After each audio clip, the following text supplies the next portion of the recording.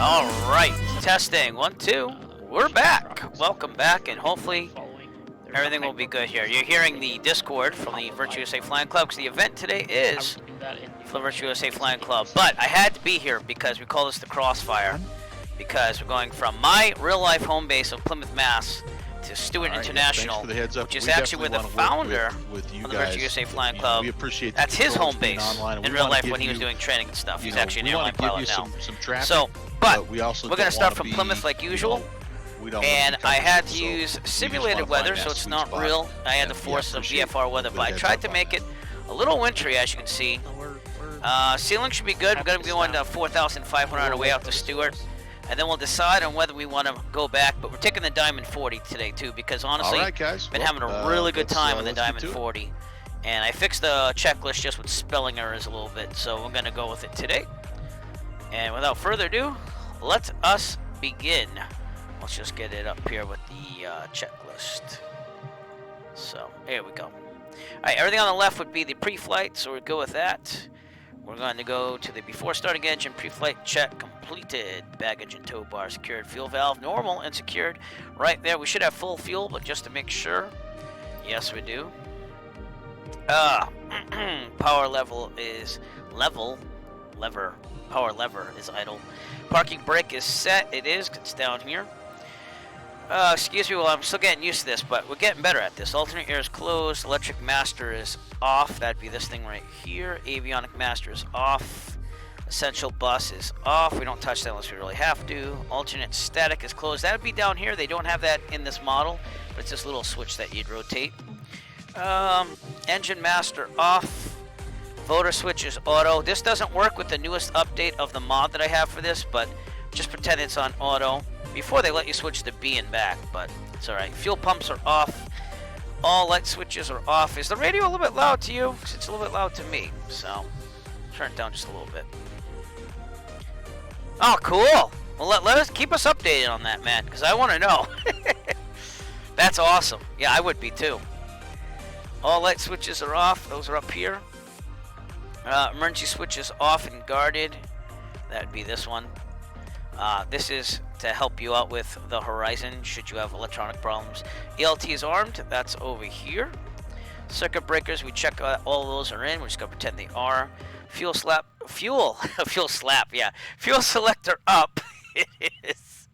Pitot heat off. It is also. Fuel transfer is off. We're good. External power, don't have any. Electric masters going on. Rudder pedals are adjusted. Basically, just make sure they're working and they feel good. So, that's awesome, man. You know what? Take a GoPro. If you don't have a GoPro, I might even let you borrow one, because I want to see you do that whole flight, dude. And then, obviously, are you planning on doing it one day? I mean, or are you gonna do it in like a couple legs and like sleep overnight somewhere? Well, I mean, always plan for sleeping over somewhere in case you have some bad weather or have to deviate somewhere. Passengers instructed. You've been instructed. Seat belts fastened, rear door closed. Front canopy position 1 or 2. G1000 power and acknowledged it is. I hate the inset, so I'm going to turn that off right now. I don't know what it's about that inset. I just never liked it. Master flight display, electronic instrument system. Fuel is looking good. Fuel quantity, check, reset, set. Yeah. Probably best anyway, so give you some time to relax and not be stressed at all. Fuel temperature checked. It's good. It's in the green. For total time in service, that'd be the Hobbs. Again, making sure that everything looks good. Power idle level is idle. Lever. I think it's supposed to be power lever, not level. So I'll have to fix that. And the strobe is going on. ACL means anti-collision light. That's what you have. We don't have a beacon. All right, I'm gonna clear prop. I like to do that right before I start the engine, though. Engine master on. So that'd be over here. I always get that mixed up between the electrical, but we're good now. Enunciation instruments checked. We're good. Glow indication. That's the thing that would heat the fuel if you needed to, and it would be right here. But it's off, which is good. We're gonna start it up. So clear prop. And here we go. Very good. Oh, ooh, I did something here. All right, there we go. Started. Oil pressure outside the red in 3 seconds. Yep. Voltage, electrical load. Yeah, exactly. So take it like 3, 4 legs, you know. Make sure you get out and stretch, because the 172 again is kind of cramped in certain ways. Not as much as the 152, but I like the 152 because it feels like a skin coat on you or something. It's really small. Oil pressure. You know what? I'm gonna take that back. Skin coat. Where the hell does that come from? Whatever.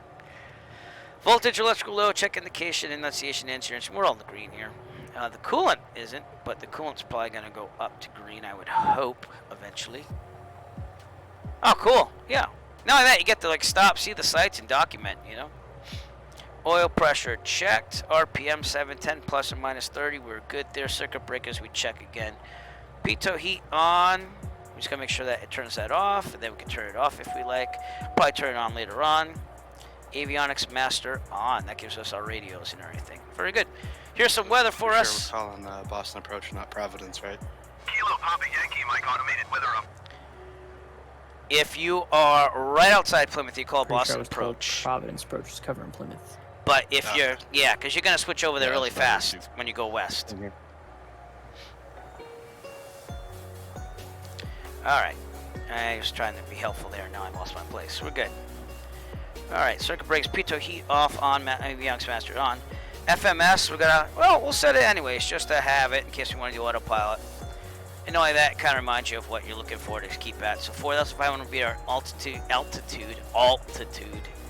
Can't talk anymore. Flight plans, radios. We're supposed to get some radio here, but listen, we're gonna follow out real world weather winds. So this is not real because I had to force VFR weather. Kilo Papa Yankee, Mike automated weather observation 1800 Zulu. Wind 090 at 20. Visibility 90. Sky condition clear. Temperature -1 C dew point. 13 C altimeter 2974. And I'll leave it there for now. And we'll see what they ask me to do on VATSIM. We're on the Unicom now, 122.8 for VATSIM. All right, radios, performance, speed bugs, flight ID. Yeah, we're good. All right, autopilot test on. Let's push the flight director on. All right, let's also put this in CDI mode. Off. J button, press, check flight director commands. Well, that doesn't really work like real life because it did. Oh, it did. It did. Yeah, we're right there. Okay. Let me make sure it's off now. Alright, so there you go. So we just double checked all that. That's the autopilot test. Completed. Floodlight check on as required. We're turning all the lights on. Landing, taxi position. We're doing it all. Maximum visibility. Position light. Flaps. Full travel. Check. Then take off. Okay. We'll visually check it.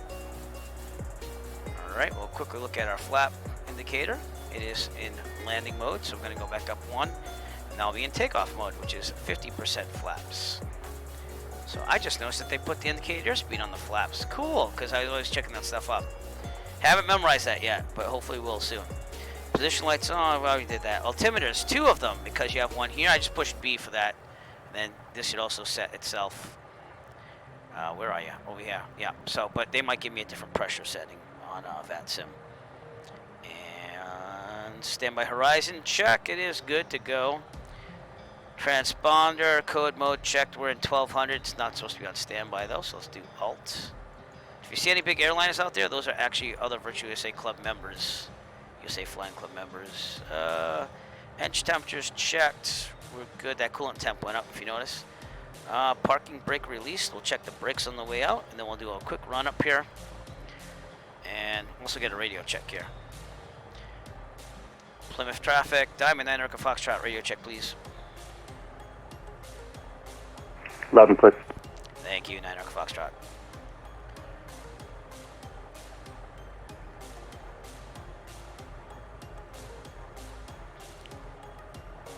And VATSIM traffic on the ground at Plymouth. Be advised, what runway are we going to be departing from? 24 is usually the calm wind runway at Plymouth.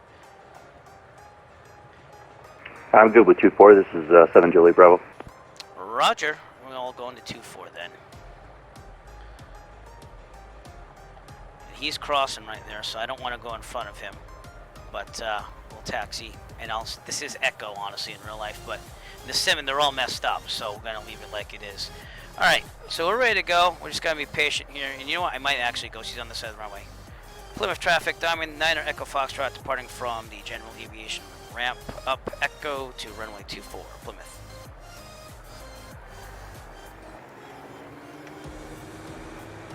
And I guess I had the parking brake off. Brakes are good, and let's take a left onto Echo to runway 24. And there's a run-up spot down here. Oh, whoa, whoa, whoa, that's why we call it. All right, now the question is that VATSIM traffic or is that the Microsoft Flight Simulator traffic? Because I had the same problem last night when I ran the simulator, so I might just go through it. It may have to be unrealistic because that seems to be Microsoft Flight Simulator generated traffic.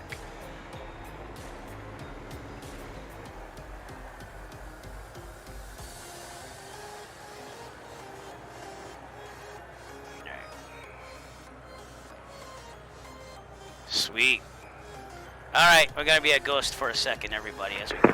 Plymouth traffic, Skyhawk 7 Juliet Bravo, about to taxi Alpha, and we'll hold short at runway 15. He's holding short of 15. I'm going to cross 15. To be clear on the right. Going a little too Sorry, fast. I'm going to hold short of runway 24, it looks like. 7 Juliet Bravo. Right. So, looking left. I love the visibility on this. Looking right. Plymouth traffic, Diamond 9 Echo Foxtrot crossing runway 1533 at Echo, Plymouth. Look at this visibility. Oh no! Don't crash into me! Oh! Plymouth traffic, Baron Charlie Golf Lane 1 Jack Trade, taxiing runway 15 via Alpha, Plymouth. It happens. It came out of nowhere. But again, you can't really do crashing on this. I guess it crashes into some things, but not planes, not multiplayer planes. So, but we are gonna go for a run up. I'm gonna treat it like real life here, and do all that stuff. I probably should have turned off this checklist though. There you go. I'll put it back on when we get there. Plymouth traffic, 7 Juliet Bravo's already That's got awesome, turned man. around, so I'm going to make a turn here if you guys are close to me. I'm holding short of runway 24 right now. I thought he might be on the other side there. But alright, we're going to do the run-up here. This is what we do in real life. That's why they have this little section right here. Is to do run-ups. And I like to do run-ups into the wind if possible. Never really got the definitive answer on why you want to do it that way if possible. I mean, you can do them wherever you want to as long as you're safe. I think it has something to do with the wind stream going behind you. If you started going with the wind, it's kind of there. But I might be wrong on that. But either way, that's how I was trained. Alright, before takeoff, parking brake set. Seatbelts fastened, adjustable backrest upright, rear door closed latch, front camera closed latch, door warning lights off, circuit breakers check. We're good. Electric elevator trim check, takeoff set. That's over here. And that's because you have this nice little thumb key to set the trim there. If you notice, I'm using that on my Alpha yoke here. Alright, fuel valve check normal. It is set to Plymouth normal. traffic, Baron Charlie Golf Lane 1 Jack Flaps Trade, check holding to short takeoff. runway Good. 15, Flight controls check. switching to Doing approach well. frequency, Plymouth.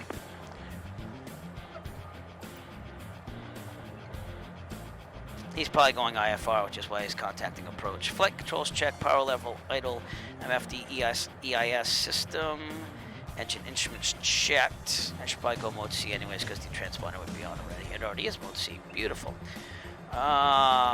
Check takeoff, flight control. I already did that. Engine instruments checked. Voter switch. This is where I would be able to touch that in real life, but they disabled it in the newest thing in the mod here. But we do get to do a test still. The ECU is electronic, is the engine control unit, and it controls mixture and fuel, does everything for you. So we have to hold it down, see that A and B ECU fails. They'll rev up 2 times, and I have to see those indicators go off. So it'll go on like there's a failure, but they don't go off after. So here we go. That's how they do the run up here. B's failed. See how it's going up? We're going to keep holding that now. Plymouth traffic, Solaris That's good. That checked 2590, right. Now holding A. short at runway 15 Rev it behind up. Charlie Golf Lima Rev it up with again. X-ray ready for departure. And it passed. So that's basically what you do. It's like a mag check almost, but it's with the computer. Plymouth traffic, So. Cheyenne Alright, pizza heat 11816 as crossing required. We'll do it because I runway have sent to 24 winter on weather. Sierra. Might as well just do it. Transponder, and I never did show you the checklist again. Sorry about that. Transponder code mode checked. We're 1200. We're squawking alt. That's what we're going to do. Available power check. We're going to do power lever max for up to 10 seconds, but we want to see how much of a percentage of power we have at this altitude. And it's usually 100 because I'm at 150 MSL, but oh, it says 98. Alright, so I know that my full power is 98, and the reason why they make you do that is then you check the little chart there and see Plymouth what your traffic climb is profile would be and stuff like Charlie that, and Golf 98% Lima power. Whiskey X-ray on this frequency. Okay, instruments 2590. check with the normal range, RPM stabilizes, yep, we're good, load indicator, power lever, idle, checking the screens again for everything in the green, we're good, fuel pumps going on. Providence And then parking traffic, brakes released, Baron so Charlie good Golf to Lima take Whiskey off X-ray, here. holding short runway 15 before I for do that, IFR though, release, Providence. Rotate, I'm going to go with the maximum flaps to take off, 67 there. So we're going to rotate at 67, climb at 72. About 700, 800 Lima, feet Whiskey X-ray, above ground level. whenever We'll you're do a ready to cruise go climb at online, up 88, behind we'll you, also retract the flaps. 2590.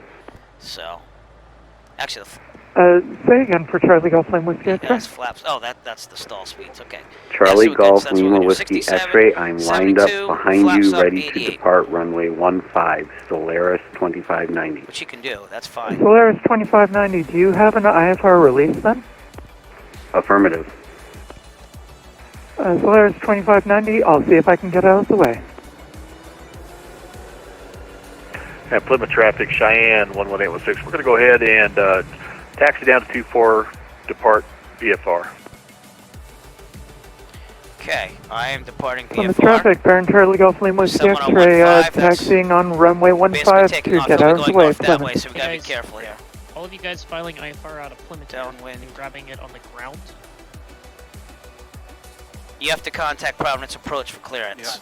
You have an IFR hold because I can do one in, one out. If you depart VFR and get it in the air, I don't have to hold you. Just for example.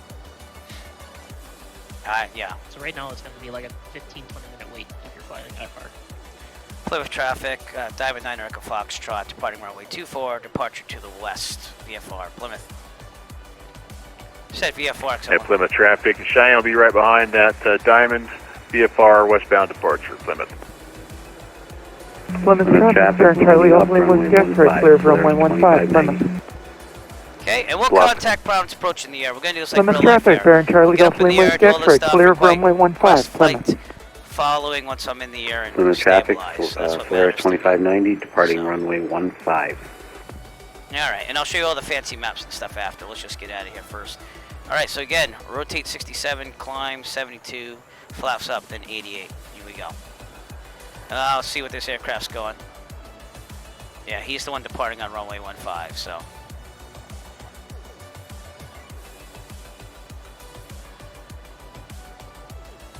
So he's good, and mind you, he's probably not in a big airline like that. That's just the model matching. Plymouth traffic, 7 Juliet Bravo Skyhawk, holding short of runway 15, will cross when traffic is cleared the runway. Plymouth traffic, Diamond 9 Echo Foxtrot, departing runway 24, departure to the west, VFR, Plymouth. Plymouth traffic, runway 15 is clear, turning right crosswind, heading 265, Solaris 2590.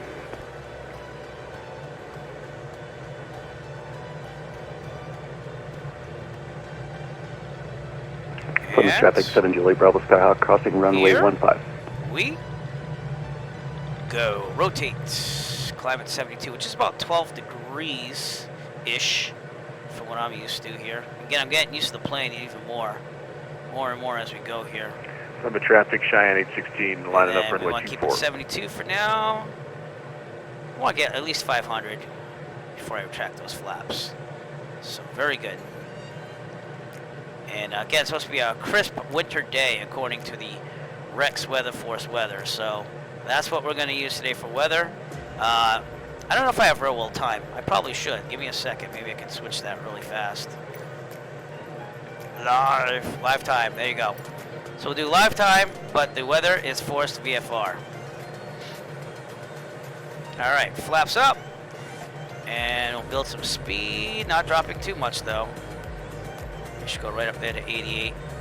And also, we want to make this go down to 92%, because if you go above 92 for long extended periods, you can actually ruin things.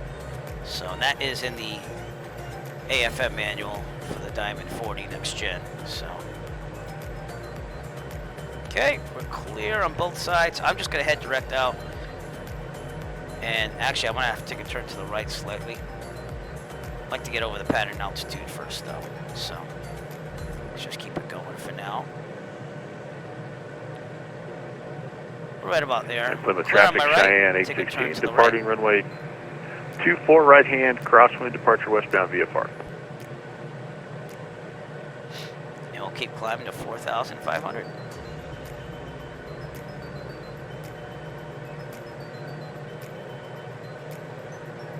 Bearing according to my real world EFB here is 277, so that's what I'm following. I didn't really have a flight log all filled out ready for the weather because I'm not using real world weather.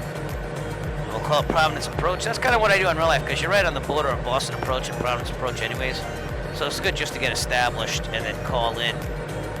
Right around Taunton. Plymouth traffic, bearing Charlie Golf Lima X-ray, departing runway 15, straight out departure, Plymouth. Let's get that ready on the radio on VAT Sim. Plymouth traffic, November 7 Lima X-ray, crossing runway 24 for the 15 departure, Plymouth.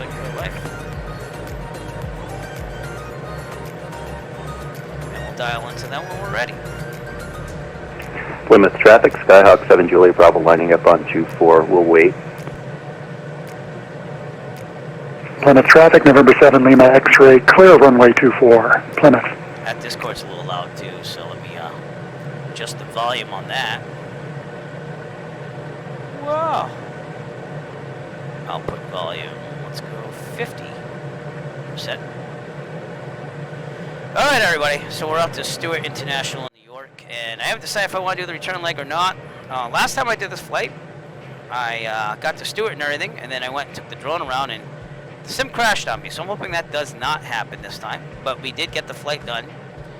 And Plymouth also, traffic, November 7 Lima X-ray, line up and wait, runway 15, Plymouth. hope to do this flight in real life, hopefully over the summer, as long as COVID dies down. I just got my vaccination yesterday, the first Plymouth shot. traffic, So I 7 Juliet Bravo, off now. ready to getting take better off off. on runway 24. And that's Aswamsett Pond, my favorite visual of the land here.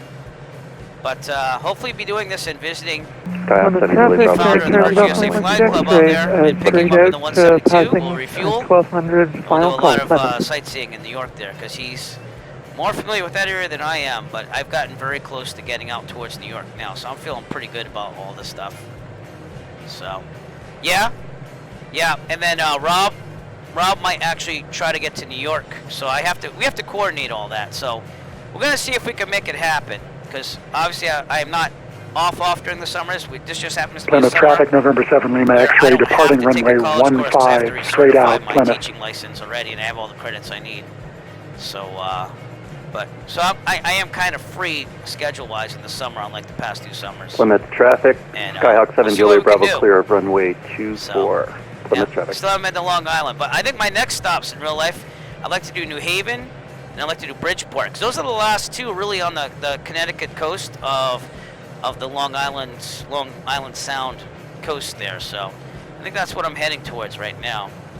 But with the vaccination, they make you wait 48 hours before you can fly again. So I was scheduled to fly today, but the weather's not cooperating anyways, hence why again we're doing VFR forced. All right, let's go over to Providence Approach. Departure frequency 123.67 squawk.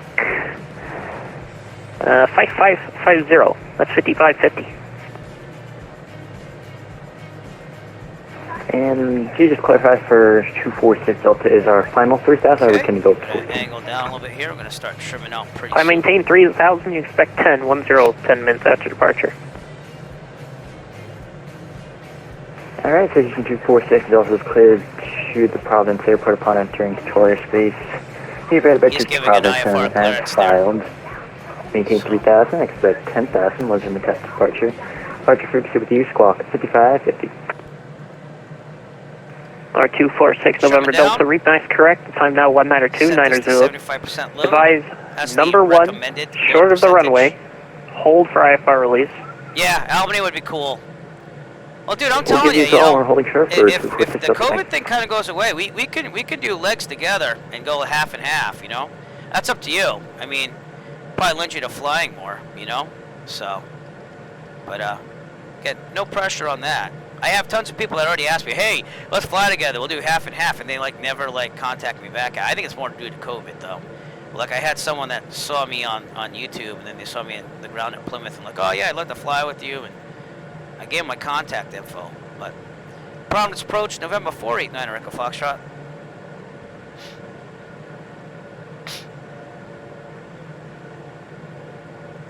Yeah, so don't pressure, you know, see what happens, but either way I'm going to be flying, so it doesn't really matter, you know. That's fine, yeah, and that's fine too, so. Oh, yeah. Alright, watching that speed there. Might have to go a little slower. Number 489 Echo Foxtrot, Providence, say request. Diamond 9 Echo Foxtrot, 3 miles west of Taunton. Requesting flight following. We're en route at 4,500 to...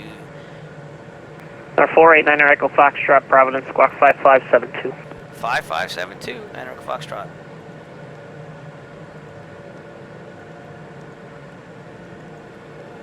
He sounds really busy. And Providence departure, turbulent 8 Quebec November, number 1, runway 15 Plymouth, holding for release. Door 718 Quebec November, your IFR release, 1931 Zulu, voided from off by 1936 Zulu. Advise airborne actual, and it's 1937 Zulu now. Voided not off by 1937 Zulu. And you can advise airborne this frequency if you can change approved. Yeah, we're looking pretty good here. And IFR release valid until 1937 Zulu, and we'll call you back when advising or for airborne. Providence approach, November 11816 VFR request. Star 11816, Providence, squawk 5546, a request. Yeah, he's definitely busy in Providence approach there. We are type Viper Cheyenne. We are requesting flight following to Stewart. He didn't even let me finish. Star 489 Echo Foxtrot, your radar contact, position as reported, VFR at 4,500. Roger, 9 Echo Foxtrot. Alright. Charlie Golf Lima Whiskey X-ray, level What's my 6,000. ground speed? Charlie Golf Lima Whiskey X-ray, I gave you 3,000. Okay, clear direct Providence. Direct Providence, Yeah, that's apologies. awesome, I was sure you gave me climb maintain 6. But seeing that getting the vaccine now, I think I'm maintain 8. most likely going to start that instrument Climb rating in the maintain summer. 8,000, Charlie Golf Lima Whiskey X-ray. Probably start talking to my instructor A lot in of May, weird radio going on today, I can give you that one. booking flights for summer for instruction. Star 11816, radar contact, just over New Bedford Airport, VFR at 6,500, good afternoon. Okay, maneuvering speed in this. Providence departure, Skyhawk, November 337 Juliet Bravo. We left Plymouth a little bit ago, just flew over Ikara, VFR, flight following, request for New York Stewart. So, Star 337 Juliet Bravo, squawk 5561. 55617 Juliet Bravo. yeah, I gotta start like just getting on the sim and getting familiar with the whole thing. Like I did an IFR flight offline, and it brought back a lot of memories. I haven't done that stuff again since I did virtual airlines way back in the early 2000s. Yeah, 337 Juliet Bravo, your radar Yeah. contact, position as reported, It's a lot maintain of thinking, VFR. it's a lot of anticipation on We'll what you gotta maintain do VFR. next and where you're heading. And 337 Juliet Bravo, traffic is at your 1 o'clock and 5 miles, same direction, climbing through 4,500 now, it's Diamond. that's me he's talking about. We're looking for him, 7 Juliet Bravo. You should probably be telling me about that guy maybe too. Alright, insight, 7 Juliet Bravo. Roger. But Yep, a lot of anticipation. It's kind of like communications when you're a private pilot for the first time and you have to like anticipate that they're going to give you a squawk code, this and that. So, back. But yeah, we're pretty much scot-free on this whole trip. We're coming up right where Providence I live. departure, Skyhawk 7 Juliet Bravo. Is there an altitude you want me to level out at? Yeah, let's look for the spawn Be and find out far where my up, house is. Providence will be out in the distance. At my discretion, 7 Juliet Plymouth Bravo. out there. This was Taunton again, Taunton Municipal. We just got approved for a new terminal building. And seeing that the airport's not used that much because of various factors, it's interesting that they did that. And the funny thing was, if people didn't see my message in the Discord for the Rich USA Flying Club, one of the council people wanted to talk about the closing of the airport on the same meeting that they were talking about funding a new administration building. And Taunton, I think, had to pay $600-something thousand, and then the state and the FAA, federal government, if you will, would pay for the rest. So it was like a no-brainer. And hopefully, the airport management, from what I've heard, is not the best. And Hopefully Providence they get departure, better, Turbulent Quebec and then things number will get better. through Because 2000 I would like to, direct Providence. hopefully, 718 Quebec November, Providence, negative on the radar contact. Check your transponder. And a little bit more friendlier than Taunton. Whenever I fly to Taunton and land there, there's like maybe 4 aircraft on the apron, and there's really it's like a ghost town. There's like nobody there, so it's not what Plymouth is. Providence Purge, Citation 246 Delta, Bravo 1. Which could be a good and bad thing, because you can get out of that airport pretty quick. So Plymouth sometimes it gets really busy. 718 Quebec November, traffic alert, same direction, same altitude, type unknown. It looks like they're VFR at 2,500. Yeah. And Providence departure, we have the traffic inside right ahead of us. Alright, Roger. Climb and maintain 10,000. I don't know if that's Bad Sim or Microsoft Flight Simulator. Clear direct. That's the whole thing. Excuse me, 8,000, clear direct Providence. Alright, climb and 8,000, clear direct Providence, Turbulent 8 Quebec number. Alright, we're going to come up on Providence pretty soon. Again, that pond is right near my real world house, so I'm just going to say I live out somewhere over here in the nice small town of The aircraft prior, Massachusetts. say your request. But the Diamond 40, it's been pretty cool. I can turn the I believe that was fuel us. pumps That was off. Citation 246 Delta, number 1 at Don't check my checklist here. Cruise Citation climb, 248 November Bravo, Delta, your release via 5, time cruise climb. 1937. Fuel 1 transfer, second. I'll also remember that. Again, this airplane has its main tank on the left side, and it has an auxiliary tank on the right, and then you have to just basically pump fuel. Lots from of the VFR right to the planes. left. Alright, your release for departure 1937 Zulu, wait us off by 1942 Zulu. 6.3 gallons per hour. That is Jet A. Advise everyone this frequency so you can change the advisory as approved. I'm also going to turn on that. Alright, we're going to release Void Pilot Alpha by volume, 1942 Zulu, pretty 310 loud, Zulu. You call for 6 Delta. There you go. Hopefully that went down. Providence approach, 6554 to Tango passing through 2000. That didn't change would like did to it? VFR flight following I to look Stewart. forward to it. It's like the real last big thing I want to do, for me at least, flying wise, is getting my instrument rating. Again, to be safer, insurance purposes, I heard they give you a little deduction in insurance. And 4554 Echo Tango. the only other thing would be what you're going to go to is basically Providence commercial, departure squawk going to the 5544. airlines. That's just not in the cards for me. I'm already in my 40s. Tango. I already have a career, so. But I want to put it beyond me to maybe do it if the medical outlasts when I'm old and retired. So, doing CFI or even just flying part-time for like Cape Air, like you want to do. Maybe part-time when I'm retired, who knows? But it's not something I'm really planning for right now. I just want to have fun with it, build hours, visit places. And again, as I say every broadcast, if COVID ever 554 goes Echo Tango, away, your radar contact we actually position do reported, things. maintain VFR at your discretion. Yeah, see, I'd probably just do VFR commercial and multi, and that discretion would be it, for max, Echo Tango. if I want to do that route, so. But I do envy you, sir. Do envy you. All right, we're coming up on Providence. Out there in the distance, can't really see because of the sun, but Narragansett River's right here, and the city's gonna be right here. So I'm gonna fly right over it. We're at 4,500, so we are good to go.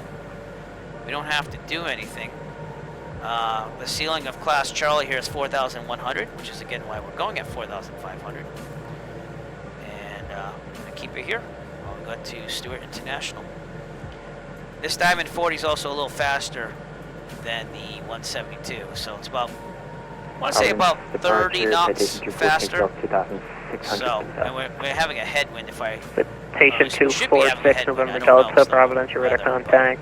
Yeah, definitely a headwind, 23 knots. So 105 with a 23 knot headwind is not bad at all. 10,000 to right direct Providence. 10,000 direct Providence for 6 Celtic. But I've hit all the Rhode Island airports in real life except for GF Green, Quonset, and then there's one little field airport called Richmond over there. I think I've hit all the other ones other than that, so I feel pretty good. They're supposed to charge a landing fee. Landing fee? I guess it would be a landing fee. A landing fee for all out-of-state aircraft, and I do have to say that I was treated very nicely at Newport and North Central. But when I landed in Westerly, and that was my last flight, I think, I did have to pay $10. So I made use of that place. I was like, I'm going to use your restroom. I'm going to check out the terminal. So we had about 15 minutes of fun for $10, and then we flew back to Plymouth. So, but it was a nice little airport. So, wasn't bad at all. All right. Well, we have a nice little flight here, don't we? Nothing really that difficult. And again, I love flying over Providence in real life. Because again, I grew up in Rhode Island, slightly north. In fact, right here is my neighborhood. Excuse me, November 11816, contact Bradley. I love seeing the city. 2395. There are many times Bradley, around the area. This is Lincoln Woods State Park. That's how I can find my old house, because it's right over here where this water tower is. And that's actually Barney's Pond. They used to fish there when I was a kid. So, and off to our right, we'll have Attleboro in the distance somewhere over here. I think this is Route 95, or it could be 146. I can't remember which is which, but that goes towards Boston. And here's the city of Providence. This is East Providence over here. And then when you cross over, you have Providence Place Mall, the old train station. I was the world's shortest bouncer right around here at this bar called Rera. That was a fun time in my life. I used to tackle people at the knees to get their fake IDs. That totally rhymed too. Well, you know, dude, I'm gotta tell you that I'm pretty confident in your skills because you practice, you pass everything, so I think you should be fine. But yeah, it seems like a lot of work. We're flying over Narragansett Bay and over downtown Providence right now. Always love looking here, so I'm sorry if I indulge here, but I always looking at my old neighborhood. I used to live in a house right over here. My dad still lives there, so it's not like I don't visit, but it's a lot different when you move out, and you've been out for so long, and you go back to visit your old house, you know? And over here is Newport. That was a hard airport to find at first. I had my electronic flight bag, and I came in from the south because the winds I think were favoring, I think it was 3-3 over there. But you'd come up out right here, and then finally you'd see it in the middle of the whole, like, Middletown, Rhode Island area. And it was fine after that. But the EFB definitely helped just getting established on course for the runway for landing. And, yeah. So, again, let's take a little quick look here at our route for today. We're right over Providence, leaving Plymouth. And we're going to pass a lot of airports I've already landed at in real life. Danielson, I have a video up on the Eric Flight YouTube channel on that one you can watch. Oh. Because you got to do 250 nautical miles, is it? And have three different types of instrument landings. Is that what it is? Wyndham Airport, we have that video up on the Eric Flight YouTube channel. Then Hartford, I haven't put on the Eric Flight YouTube channel yet, but I will get it up there as soon as I can. I downloaded some Hartford scenery though, so we'll get to see Hartford maybe as we pass by. And then after that, the farthest west I've been has probably been Hartford. So Chester is a little bit less west. It's right there. But I hope to again do this flight in the summer. It's not that much further than Hartford. And it'd be very good to build up that cross-country time just a little bit more, because you need 150 in order to take the, yep. Well, I mean, you know what? And this is just my 337 opinion. Juliet Bravo. I would probably just for knock the it out separation in one long between you flight. and the aircraft above you. You are inside the Class Because Charlie the airspace longer at you this have time. on the I flight, have to apply separation the longer for you you. have to think about the for now, approach as you're turn doing left heading the to navigating, you know 880. what I mean? We And will not only turn that, but you knock left, it out in one flight. It'd be very heading expensive, 280. obviously, in one shot. I don't know how they do it at Embry-Riddle, but all right, we are again leaving the Providence area now. So goodbye, Providence. Hello, Western Rhode Island, which is kind of like the countrified version of Rhode Island. But over here, this is the Stewart Reservoir, and all this stuff looks very, very comparable to real life. Like, this is usually a major checkpoint for me if I'm going to visually check something going this way. So, but this is the main water source for Providence. Providence. Is that just going to be a big green out loop there in for the me? distance too. 7 Juliet Bravo. And I don't know if we're going to see it in No, this little bit of haze, I'm but gonna there's take you Quonset here and Airport just over get you there, a too. little bit south of the current course that aircraft is on. Okay, left 280. I was Yeah, I mean, that's just my opinion, though. pretty close to. You can do it 3 different times. You also know that weather can be an issue and delay you if you 7 Juliet Bravo, can you give me a left 270? You know? And that way you can prep yourself and get used to those longer flights, too, because I don't know what your longest flight is. I think the most I've ever flown in one flight is 2.9 hours. So almost 3 hours of flying. I can do better than that. How about 240? But that was... Sure, I'll take 30 degrees there, and then give it about 5 miles, and then we'll have you back in course. I don't think it was taxing, but you definitely felt it. It was a different type of... It's just the weird, like, one in of the Charlie, one outside the Charlie merging target stuff, so... Now it's even with 2 stops. I did... Is that because of my altitude? It is, yeah. You're at a 4,000, which is an IFR altitude. If you want to get the 3,500, I can probably put you back on course sooner. Yeah, it's no big deal. I'm having fun. 7 Juliet Bravo. That's good. Oh, there you go. Yes, they're already training you for that anyways. So that's about 4 hours. Quebec November, turn right 15 degrees. I'll be back on turn that off so I don't have to hear that. And right 15 degrees, 8 Quebec November. 8 Quebec November, no problem. When you turn out there, truck will be at your 10 to 9 o'clock, and 5 miles. Same direction, same altitude. Keene was a long one, man. I mean, I was on the 152, so maybe that, you know, that we'll look out for the traffic among clouds. Keene, I was feeling it a little bit. November. I was glad to land there and stretch it out a little bit. And approach November 1 Bravo. 1 Echo Bravo, Providence departure. Okay, departure 1 flying Bravo. everything manually today. We're looking at port. Unless I feel like I don't want to. So. Think about TW. What do you think? What is the max altitude you can get me over to TW? Stewart Reservoir. Let me take a look at what the saturation is on that area. That might be a railroad flight, Southwest 219 or 6. A jet or a prop? I like to look at the flight radar app and see what it is, if it is. 219 or 6, right? Yep. And that is going to Tampa, everybody. I can show you that in a second, too. Southwest Airlines flight 219 or 6, Providence to Tampa. Let's say 10,000, 12,000, and I'll have to coordinate that. But 10 is an immediate approval. It's actually right there in real life, so yeah. You're saying 1.8? A little delayed, but not much delayed coming out of there. No, I'll look into it. Thank you. But that is kind of cool that you can see that stuff. Up, trim down. So Juliet Bravo, on course. So yeah, that's all right. Pretty cool to check that stuff out while you're on course to a longer flight here.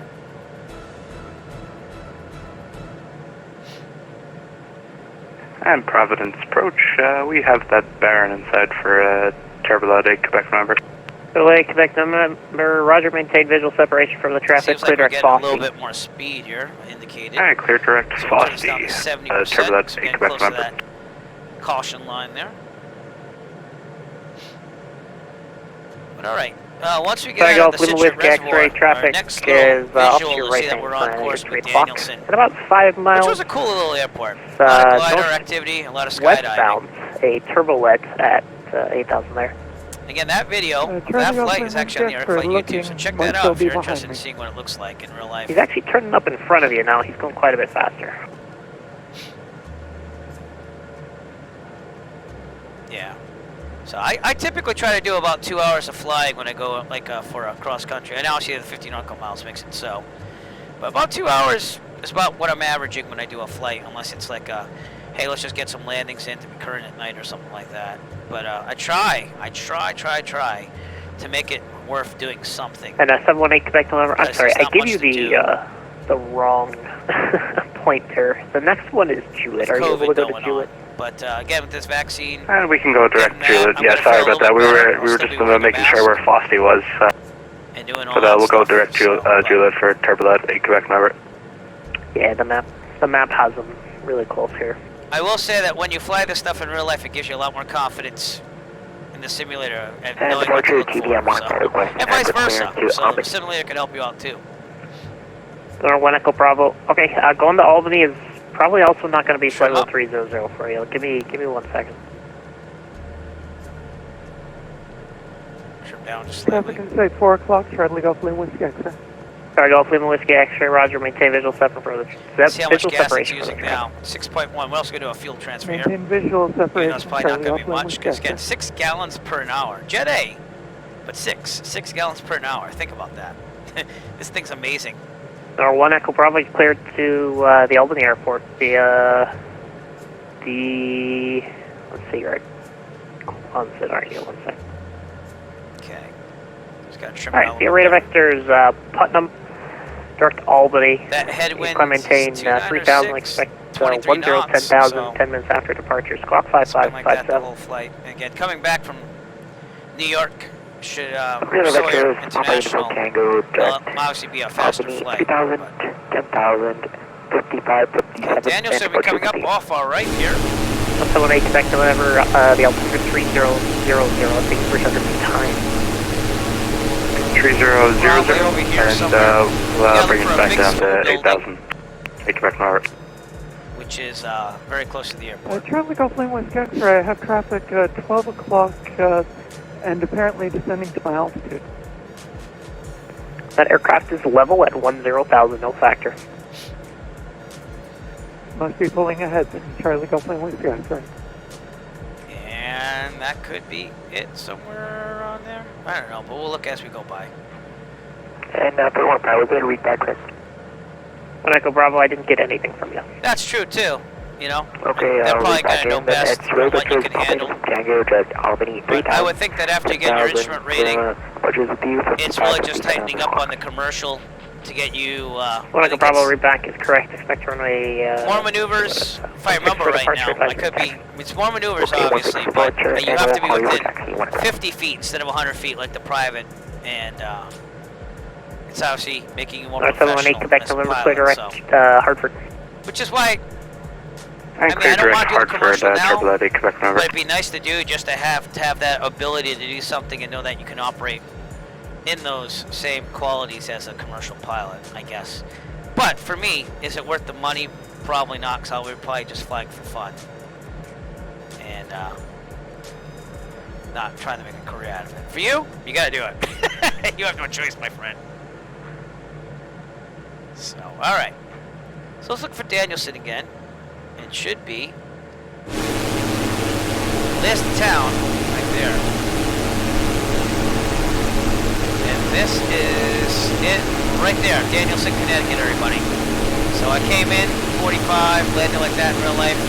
And the skydiving was like non-stop. They would like land and have the other group ready to go. Echo so. Bravo.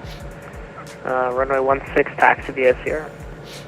Okay, 16 via Sierra, 1 Bravo. But teaching and becoming a professional pilot for hire is a lot like the same thing in the fact that you have to keep all these things, skills active and get rechecked or for teachers recertified and take classes. 718 Quebec November, I see you climbing through the assigned altitude, now 9,500. Descend and maintain 8,000. Descend and maintain 8,000, Turbulent 8 Quebec November, sorry about that. No problem. I can offer you 10,000 if you want it. No, we're taking 8,000, it's just the plane has a mind of its own. That was cool. I'm gonna say that whenever I have a problem. I'm not mocking that person. That is a good way of saying, oh, the plane has a mind of its own, so it's that. 18 Echo Bravo, flyer on a heading runner 16, clear for takeoff. Alright. Trimming's becoming a little bit of an issue here, but we'll be okay eventually. That headwind's not helping us. Turn left heading 23 knots, 295. Right at us, honestly, right at us. So. That is a pilot deviation. Turn left 230. But, you know, it's about sim. We're all learning. Charlie Golf Lane Whiskey X-ray. Danielson, Connecticut, right there. A small little town. Not much to do. There was a Chinese place, Chinese food place that I could have biked to, but again, I'm not supposed to be eating that crap. And two, it was COVID still. So. But I got to see the gliders and the skydivers and stuff, and that was cool. And it's very active there, so. Possible, like this, possible. Charlie Golf Lane Whiskey X-ray, I've lost the traffic. Advise you contact Las Vegas approach at, I'll give you the number when you're ready to copy. Not ready to copy, I'm flying. And there you go, you just have to say that, you're fine, right? It's all good. But yeah, I don't know if I'd go back there right away, obviously. I just did it more to say, hey, I went to another Connecticut airport, but flying Connecticut's pretty nice, so.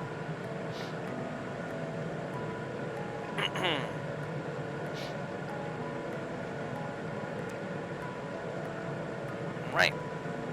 Yes, that's definitely from the Vegas guy. 1 Echo Bravo, radar contact, let me take 10,000, turn right direct Plymouth. Okay, direct Plymouth, 12, or aircraft 10,000, turn 1 mile. There's also the famous Harrison Ford schmuck comment. Hi, it's Husky 89er Hotel uniform, and the schmuck that landed on the taxi range. That's always a nice one too. Yeah, busted the Vegas Bravo. Yeah.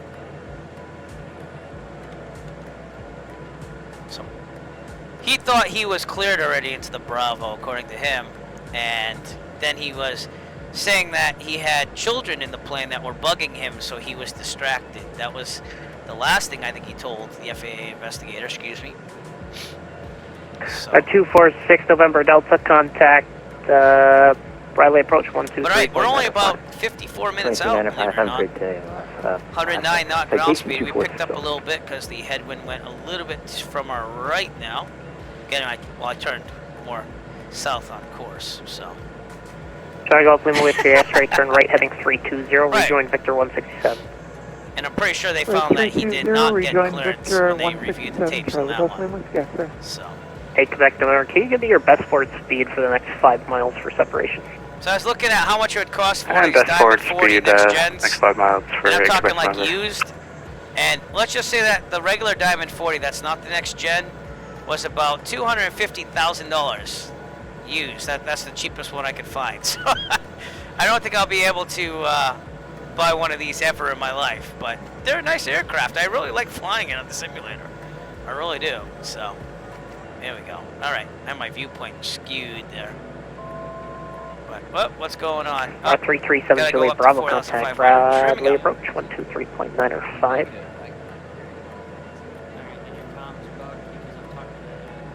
So, you know it. Surprise, surprise. But that's why it's good to set that, because it will give you a little auditory alarm when, you know, you have to trim it back up. Providence departure one more time, so, please. you know, I still had Discord on and heard all that. Yeah, it is like a Cirrus. 337 Juliet Bravo, I think I'd rather go with the Cirrus at that point, you know? 123.905.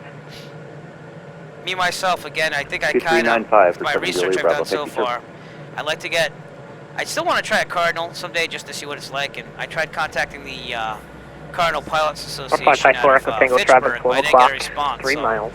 I'll have to think about just even flying up there and seeing if I can see where they're at. I got the traffic in sight for it, you change up. But if not, I'm thinking 172N Appropriate the 180 horsepower for direction of conversion, flight so plus that way you 500. can have So if you're going westbound, I useful suggest load of 1,000, 6,500 or about 4,500 like 1,000 the pounds instead traffic of is saying here. 830, 850-ish. Oh yeah, sorry about that. I forgot that. And That then, will go 6,500. What was I gonna say? Thank you. That's the big one, but that's going right now. The prices are just way higher than what I was seeing before, and something with since major overhaul of 1,000 or less. So again, that way I figured I'd have about 10 to 12 years with it, flying about 100 hours a year before an overhaul. And but you know, Providence approach I'm realistic. They're gonna go up to like 97,000. to Orlando with Something with that 530 or 430 it would be awesome too, because I can't see myself not doing it. So yeah, well, it is comparable, you know. But you're paying for the avionics and stuff and the newness of that. It's kind of like the light sports, you know? Like they have all this, they were supposed to be basic airplanes just to get out there without a medical and be able to fly. And then private pilots were like, oh, well, you know, I can't renew my medical, so I just won't go back, but I'll fly a sport. And they said, but I want like this avionics in it and this and that. 123.95, have a good one. Before I continue. Yeah, that sounds about right. But there's no way I could afford something like that. And even if I could, I probably wouldn't. It wouldn't be prudent with my wife because it makes sense, you know. I mean, that'd be almost. That's more than we paid for our house. Let's put it that way. So, and we have a. I like to say a nice house. You know, it's not. It's bigger than what I thought I'd ever buy. Let's put it that way. So. Order 347, you're cleared to the Orlando airport.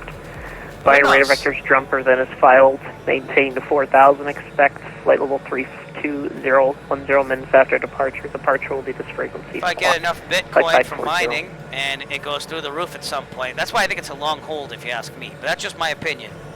But if it went up through the roof to like a $500,000 of Bitcoin sometime. Hey, Walker 347, clear to Orlando via radar vectors to jumper, then is filed. Number two, I have to initially decide maintain 4,000. if I have enough, whether I want to retire early, which I'd probably go with that route first before an airplane, I gotta be honest with you.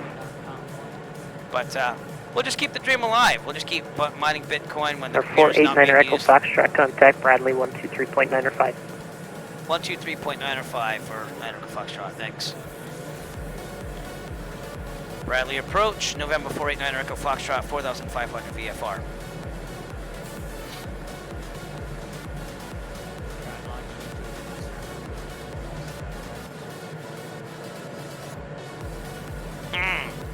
Wonder if they're coming back to me here.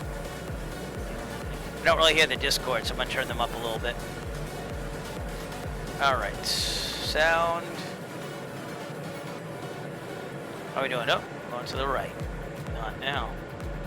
Now let's try 65% on the Discord volume. Whoop. Alright, so we are coming up on Wyndham, and I like this airport a lot. Again, couldn't do much due to COVID, but landing on this runway in real life, it's a very active airport, and they have this wonderful diner right over here somewhere on the main road, not too far out. Take the e-bike, go out there, get some lunch, you can take out. Didn't do that either. Just flew there and back, but just things to do, you know? And again, the COVID thing's been a real big bugger on everything. So, my favorite flight again has been just Martha's Vineyard, which wasn't much of a flight from Plymouth, and then be able to biking, going all around Martha's Vineyard. So stuff like that. I really want to do more things like that. And who knows, maybe after COVID has died down a lot, then maybe, just maybe, my wife might go on a flight with me. Still a big remote possibility, so. But alright, man, good luck on your math homework, and thank you for lurking, so feel free. Yeah, I've done that. I've tried a different server too. Try a different airplane. Maybe only the last thing. I'll reload it and see what happens. You guys maybe have tried this already, but Bradley approach, I'll November 489 Echo Foxtrot, 4,500 VFR. Settings on Xpilot 2. Yeah, I confirmed I've got the right. Good call, because that's happened to me like 3 times. Bradley approach isn't getting back to me.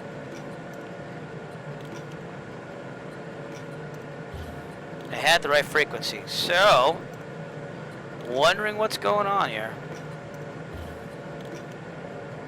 I'll give them another minute and I'll contact them.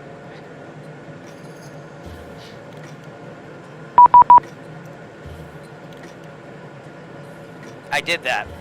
I totally did that, so.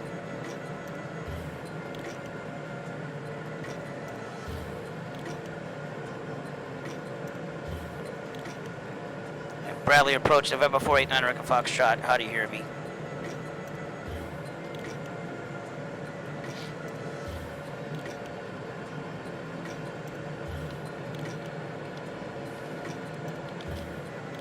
Okay, I guess we're typing.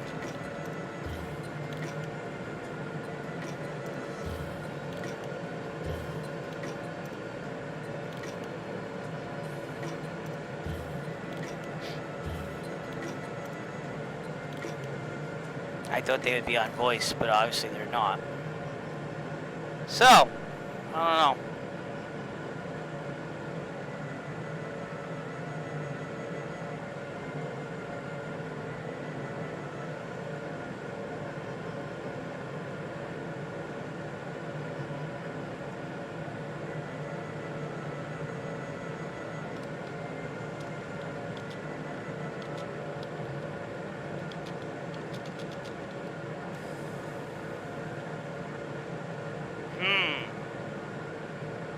Well, this is interesting.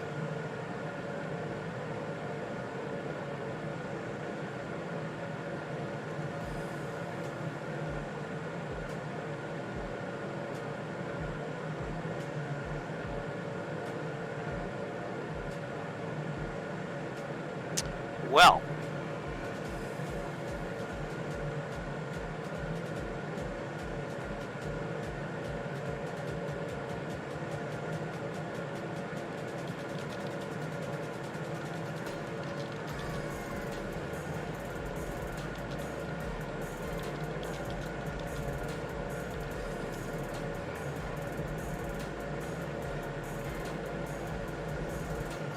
Bradley approach. November 489er Echo Foxtrot 4500 VFR.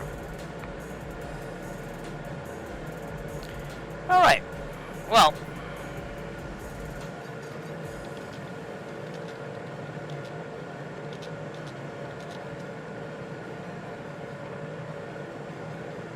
That's interesting. It's saying transmit and everything on my thing here, so.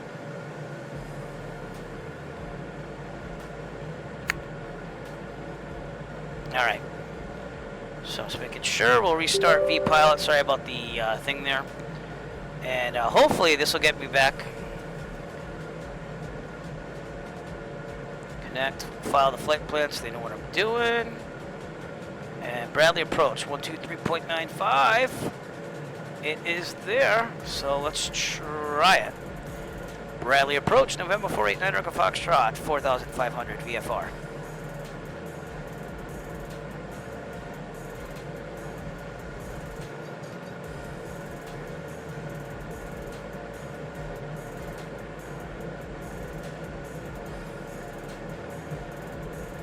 I don't know what's going on here. It's reading everything on my side.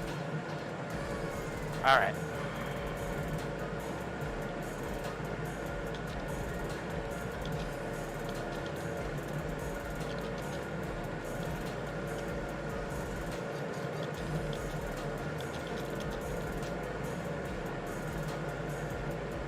All right.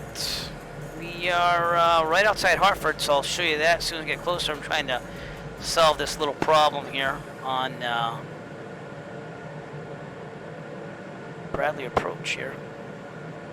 Give me a second here. Maybe it's because it's got this extra 5. That's all I can think of. So let me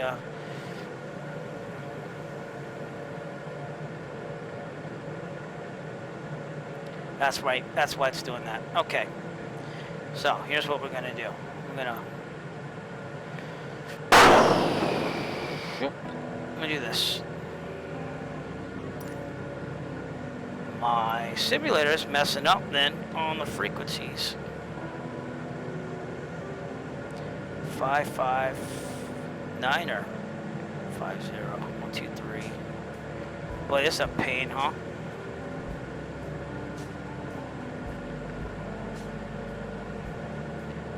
Bradley approach, November 489 Echo Foxtrot. How do you read? Diamond 489 Echo Foxtrot, Bradley approach. I read you loud and clear now. The Hartford altimeter is 299.7, say altitude.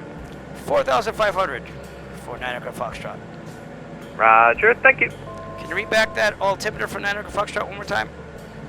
299.7. 299.7, thanks, 9 Echo Foxtrot.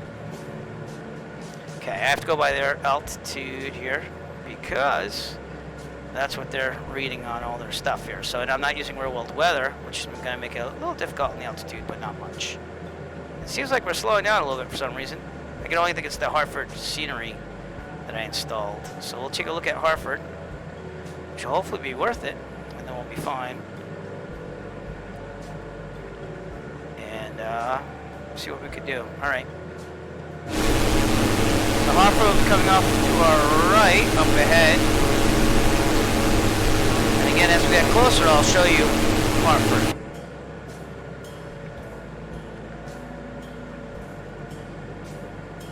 Let's turn a little bit more on course here. That was interesting. What was happening was, for some reason, when I use my SciTech radio panel, it doesn't always translate totally correct to the flight model. It was, even though I had 123.95 in my SciTech radio panel, it said 123.955 on the main panel. So then I had to like switch some frequencies with the ATC window and then switch it back, and then it's fine. So, but it is what it is. So,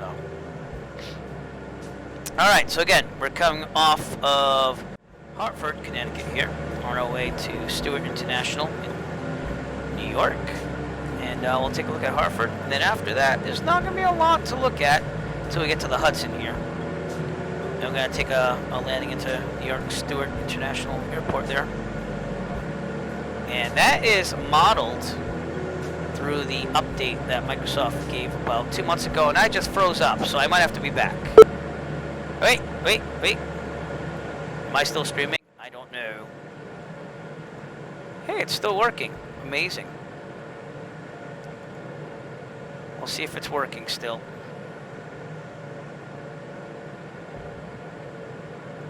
Am I still streaming? We're good. We're still streaming. OBS did this weird mess up thing, but we're going to just leave it like it is. If I'm still streaming, then we're good. And again, we'll show you Hartford. I don't know why that did that. So I've turned down settings and everything, and it just seems like it has a heck of a time with OBS once in a great while, which makes no sense. But, oh, there we go. Yeah, it's a video card thing. I ordered this thing to dust out the hole inside the computer, so we're going to do that. I'm going to break it all down and give it a good cleaning. So, but all right, Hartford, off to our right here.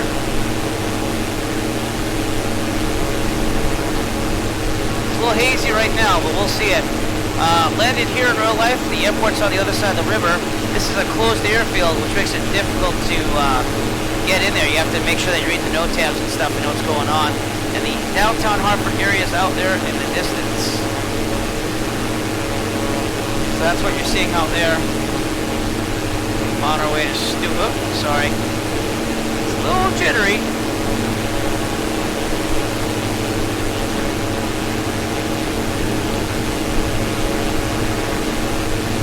Try going back inside the way.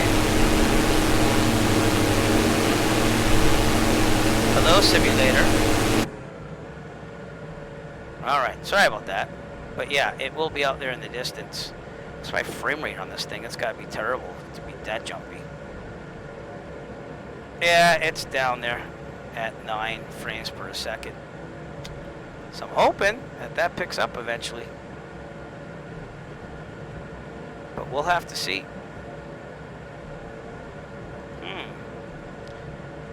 Interesting. Skyhawk 17 X-ray, we have lost visual. Skyhawk 17 X-ray, are you, what do you mean by that? We can literally see nothing around us. Skyhawk 17 X-ray, are you in the clouds? Ethan. Okay, Skyhawk 17 X-ray. So, for VFR flight, if you are going to enter the clouds, just don't enter the clouds. Are you flying with real-world weather right now? Yes. Skyhawk 17 X-ray, roger. So, the Bradley Airport is IFR. Would you like an IFR flight plan to get into the airport? If possible, that'd be great. Skyhawk 17 X-ray, roger. Alright, and you clear to the Bradley Airport via present position direct, I maintain don't know what's 3000. going on with that stuff. So, I'll try my best, people, to get this thing going as smooth as I can. Present position direct, and we'll maintain 3000. Skyhawk 17 X-ray. So, Skyhawk 17 X-ray, and when you get to the airport, it's going to be, it's not going to be it's time to buy that clear enough 3090. to do That's any all I gotta say. pattern work. So would you like IFR patterns? I can give you IFR patterns if you like. Yeah, sure, we'll do some IFR. Skyhawk 17 X-ray, roger. You can expect that and advise when you're ready to copy your on-the-go instructions. Why, oh why is this doing this? No. Skyhawk 17 X-ray on the go, turn right heading 100 and maintain 3000 and return to this frequency. Alright. Roger, on the go, 100. Try reloading this, see if that works. If not, I'll check out the webcam, see if that's the problem. Skyhawk 17 X-ray, your readback is correct. Turn left heading 240, vectors ILS, runway 33 approach. 240 for the ILS 3317 X-ray. Very interesting.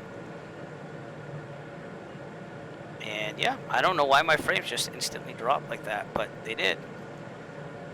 Well, we'll keep going. Maybe it'll get better as we go. These computers. You know it, but you know what? The good news is I haven't had the computer crash yet. So, Broccoli, thank you. Thank you for encouraging my computer here, which it might just be the scenery, the Hartford scenery I have installed. And I'm hoping that's it. I'm hoping it picks up after, so. But, Cirrus 4 Echo Tango contact, Bradley approach, New York approach on 132.75. you can see Hartford out there in the distance right here. 132.75. And Hartford Brainerd Airport's there, so. Affirmative. That's where we are. So we'll leave it where it is. 132.75. We'll see what happens. And we'll continue to fly. Oh, the frame rate went up, everybody. Yay. So I guess it's just a an issue with this scenery. So I'm a little bit more confident now. But man, I have a 2080 RTX, and I know it's not top of the line, but it shouldn't be this bad. So again, I apologize for the frame rate, but there's not much I can do other than build a streaming computer, which honestly, I don't think we have the inclination to do that. What I would do first is I'd build a whole new computer and use this one as the streaming one. But I don't know. My son uses my old laptop. That could potentially be a streamer too. So I don't know. Maybe I'll just commandeer it back and say, hey, I need that for streaming. But I never had problems like this, honestly, to like the Cannonball Run. That was the big one. Skyhawk 17 X-ray, turn 20 degrees left, descend and maintain 2,500. 20 degrees left and 2,500. I don't think it has enough video RAM. I gotta be honest with you. So, and I got what I could afford back when I built this in April 2019. But now I can afford a 3090 if we could just get our hands on one. And I think that'd be amazing. So, just saying. The 2080 has paid for itself through Bitcoin mining, so I definitely made out on it. It's just a matter of getting everything to work. So, again, downtown Hartford Brainerd Airport will be right here, and that was a nice airport to arrive into. Honestly, it's a little hard to find at first because again, you have this closed airport here. You don't want to land there, and you have to. And they tell you to look to the west side of the river when you're coming in. But that's definitely why we're slowing down here. So I'm gonna let you enjoy the scenery that's slowing us down. Hartford, Connecticut, and we should be at our destination in about November 39 minutes. 8 Quebec, November contact, New York approach 132.75. Get it. And over to New York approach 132.75 for turbulent 8 Quebec November. See you. By the way, just like I anticipated, just to give you a look here, you can see that on SimAware.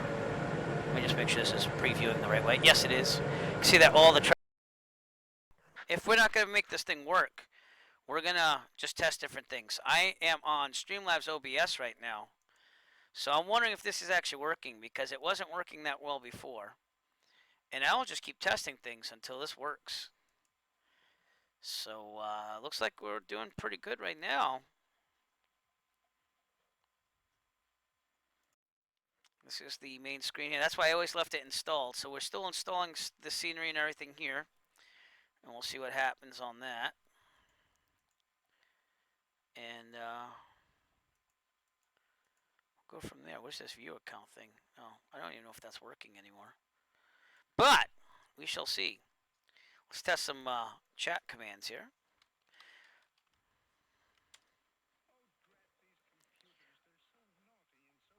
That kind of worked. Okay, let's test this one out. And let's try that again. That's working a lot better than before. I'll give you that. So I don't know if I can get this up in enough time. We'll try it. We'll try doing it. It's just doing this. And again, if for some reason you're watching this while I'm testing everything, we'll go with it. But even that worked better. So that loaded way faster. Oh my God! It's like I went from Streamlabs OBS to OBS, and now I might have to go back because it works better. I don't know. I have no clue. Let's see what my settings are on here for Streamlabs. Wow, this is just amazing that it's this messed up. All right, video. Let's see what I got for video output. 720. All right, 30 frames per second. All right. Wow, very interesting. Maybe OBS just uses too much on that. Let's see what I could do on this thing. I might have to load that in there. Well, Sky Vector, okay. Yep, I haven't used this in a while, so just let me get this thing where it needs to be. That would be this one.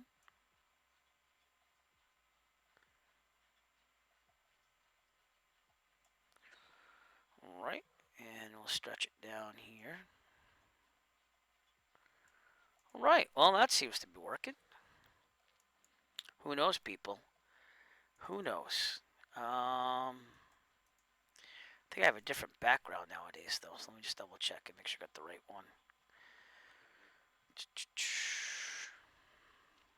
Tab S6. That's sideways. It's 219. So that must be this one. Done. No, same size. All right, let's take a look at this. This looks a little bit off. Well, thank you for letting me test this while I'm getting this done here. I'm going to have to move this like that. That looks pretty good. Well, we might be going back to Streamlabs OBS if this is the way it's going to work. Because it seems like it's working better.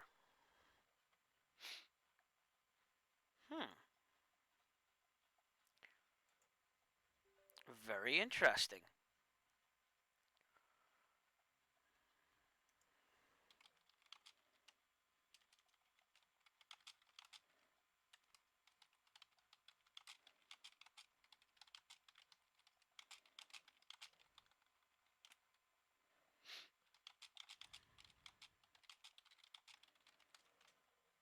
All right, well, let's see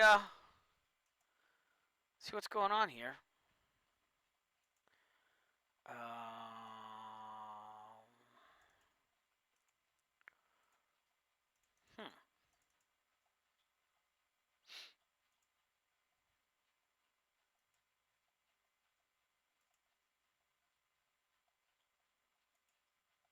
Very interesting. Dashboard, start.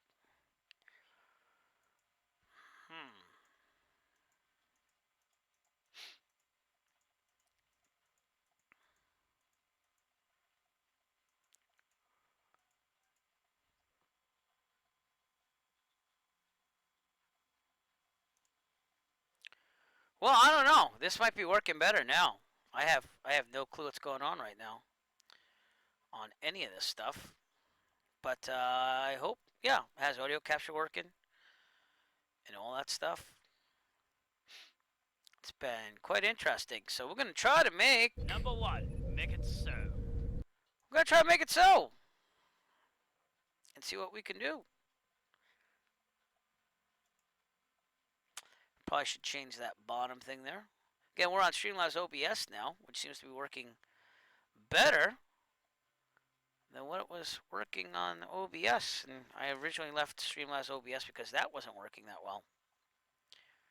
So I don't know. I have no clue.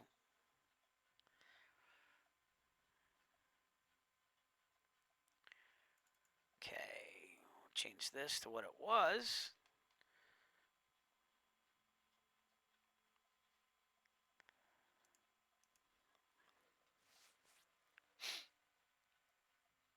And if you're watching the stream, it's more of a test stream right now. Probably not going to fly. I'm going to try it out for a little bit and we'll see what happens. I might even just start up at Stewart and head back to Plymouth the way this is going. But it seems like everything's working a little smoother now, so I don't get this at all. I don't get this at all. Okay. And we'll start up at the FBO here. We won't be on VATSIM just yet. We're going to... Let me get out my map here.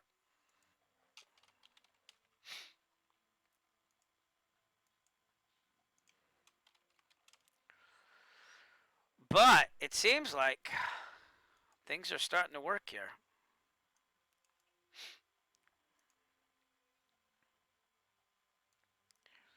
Alright, that's signature. We want to go to Atlantic, which is going to be over here. And we'll say Plymouth is our destination. And we'll fly it. We'll get Rex Weather Force to work for us eventually. And we'll see what happens. I'm up within 7 minutes of starting the stream. This is amazing. So, I don't get it.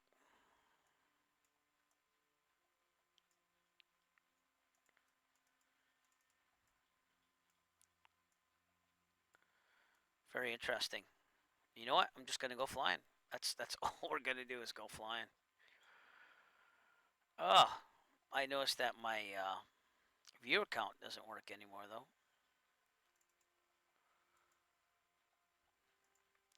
Because it's not even on there. Alright, that's fine. Turn that off for now. Have to take a look at that. Still got my old neon sign down there. There you go. We still have Otto the autopilot. He kind of works pretty good. And the overlays, they were very slow before. But they're working way better now. I don't get it. But have a monkey, because it's been that type of day. Let's try another one. That's what it's been like. It's been like a computer glitch the whole time. And yet it's working now. I don't get it.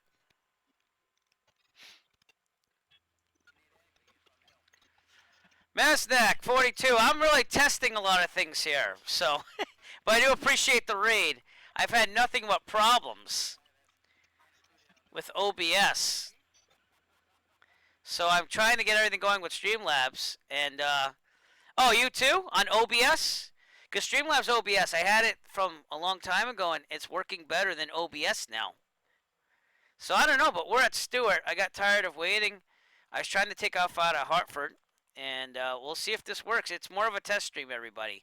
So I'm not going to lie. Not too many exciting things are going to happen. I won't be on VATSIM for now. And we're going to... Wow. All right.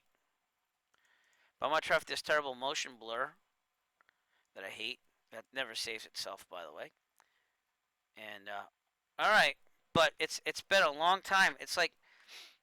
I was outside Hartford, and I had Hartford scenery and I installed. And I get it. I'm using a lot of VRAM, but it's been nothing but problems with OBS. And I know it's an OBS thing because I did a flight last night with everything, with just OBS running but not streaming, and it was fine. So I thought it was going to be okay for today. But we'll see what happens. You know what I mean? That's what we're going to do. So, all right. Let me change some things here, and we're going to do a off VATSIM flight from Stewart to Plymouth, which won't be totally realistic. And let's see if we can get this thing streaming, no problem. I got a frame rate around 25, 30 frames. Yeah, OBS gave me problems, but now Streamlabs OBS is working for me. So I don't get it, and I'm keeping both. I'm not gonna like just get rid of it, but I don't know. But let's get our checklist out, and we'll treat it as close as we can to a real world stream here. So all right, here we go. Checklist. Okay, before starting the engine, pre-flight check, yeah, blah, blah, blah. I'm going to try to fast track through this too. Parking brake is set. Yes, it is. Power lever idle. Alternator closed. Because I tried restarting at Hartford and then it just crashed again. Everything's off. Motor switch is auto.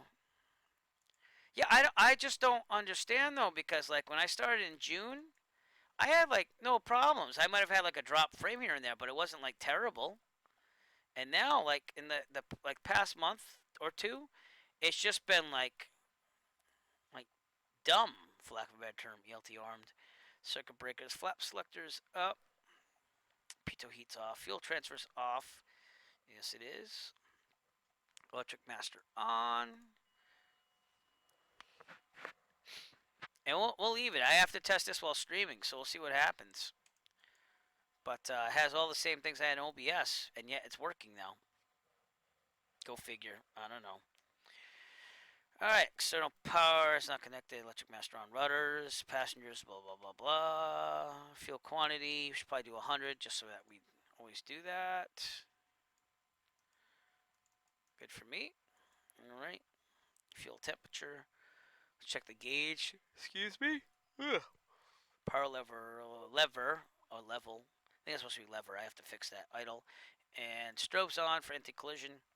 Okay, we're going to clear prop after we get the engine master on. Clear prop and start key to start. Oil pressure is outside red in 3 seconds. Voltage, external power, oil pressure 710. Yep, we're looking good. Alright, I didn't load the weather though, so let me do that. Rex Weather Force, we're going to go with a crisp winter day because the weather in real life is pretty crappy. That'll load while we do the rest of this. Pitot heat on and off. I said on and off, like Han Solo. It's working. I can't talk anymore. Avionics master on. I'm gonna skip the autopilot test. I'm sure it works, and I'm sure that the flight plan's in next. It is. Floodlight, all lights on. Maximum visibility. That's why we do that. Alright, we are flying the Diamond 40 next gen, so. Alright, well, I hope that goes well for you, sir. Alright, altimeter set. And, good there. But yeah, we'll do the, what would have been the return leg if everything went right. And see how OBS works with this. Streamlabs OBS, excuse me, works with this. Because this was not working, which is why I went to OBS. And then OBS now is not working. So, I don't know. Go figure. During taxi, we'll check the brakes, fuel pumps. We'll check it that they're off on the way out. We're not going to do the run-up, so let me just kind of look at what needs to be done here.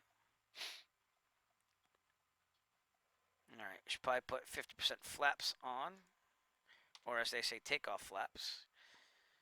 And we're good. Let's get some weather here at Stewart. Is it 124.575?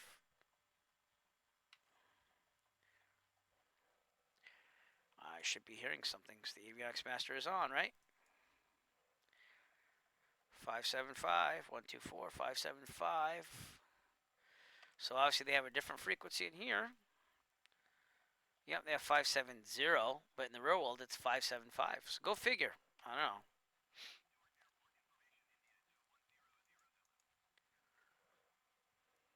That's all right.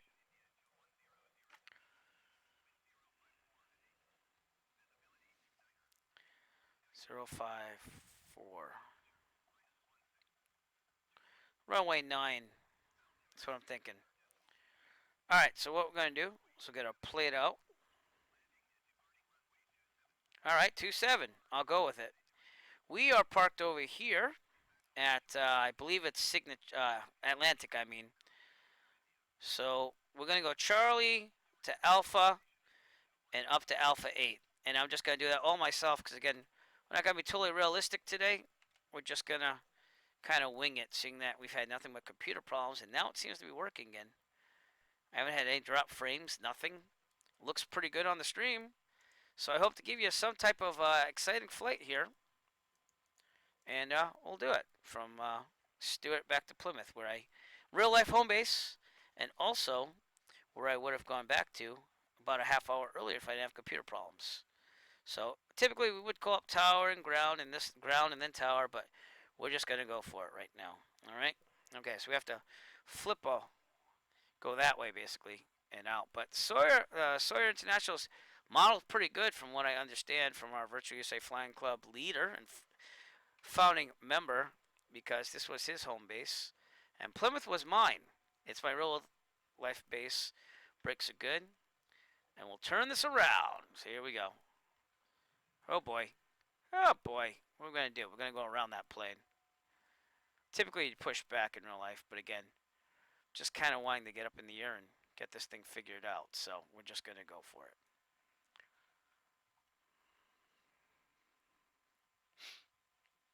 But thank you if you're watching. I will again try to make this as exciting as possible.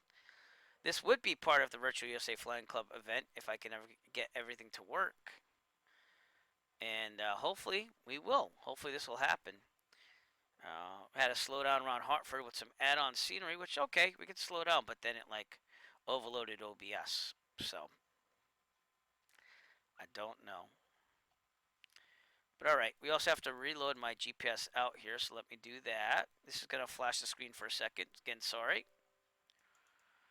And now, I should show up on this airport diagram as soon as my GPS software is working here, which it is. And there we are. Right there on the ramp. Going down Charlie, which is over here. So far, so good. So far, so good. And clear.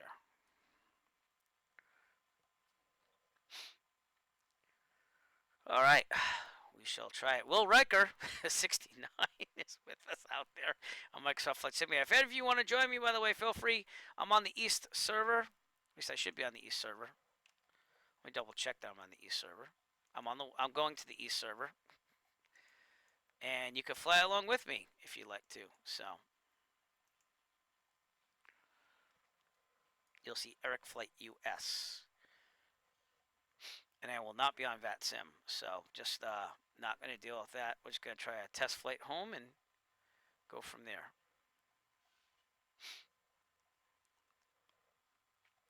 Going down Charlie to Alpha 8.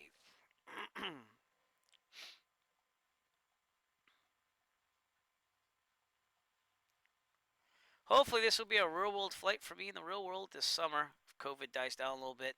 Again, the founder of the Virtual USA Flying Club, this is his home base airport if you are for his training and stuff. So I would like to get out here and we'll take out the Hudson Skyline route together in Bayport and we'll make a day out of it. That's the plan, but this was supposed to be just for the fly-in today.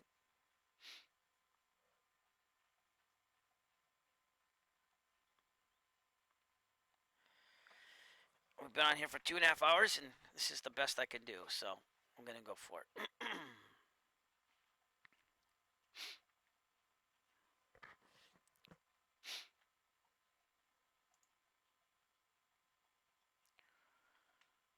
And I know it's not VATSIM that's crashing the sim, but it's interesting how Streamlabs OBS is working fine right now. And this is a high intensity scenery, because this is the highly modeled Sawyer International from Microsoft Flight Simulator. They did that on the USA update. So it's also very bumpy on the terrain here. Which in the real life it probably isn't, but we'll go with it.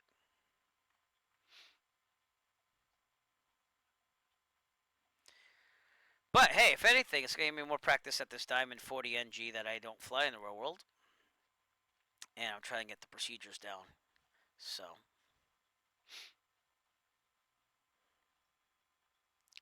let's move that window a little bit more up to the top part here. There we go.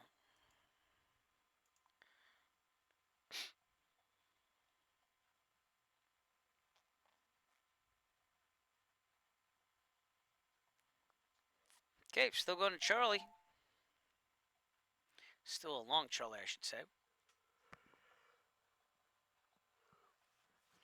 Boys, I feel like it's been a long day already. But I am determined. We're going to make this happen. And the return flight to Plymouth, the winds were going to favor us in the real world. So we'll see what happens with the forced Rex Weather Force weather. And go from there. So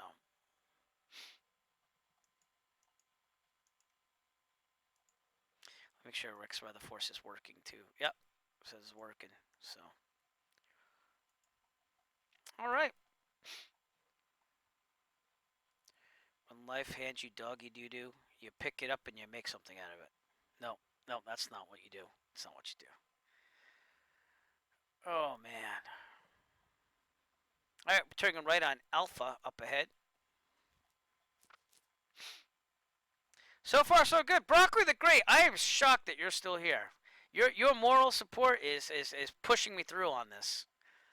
But Streamlabs OBS, even though it's giving me problems months ago, is now working okay as of now. Where's some wood I can knock on? There we go.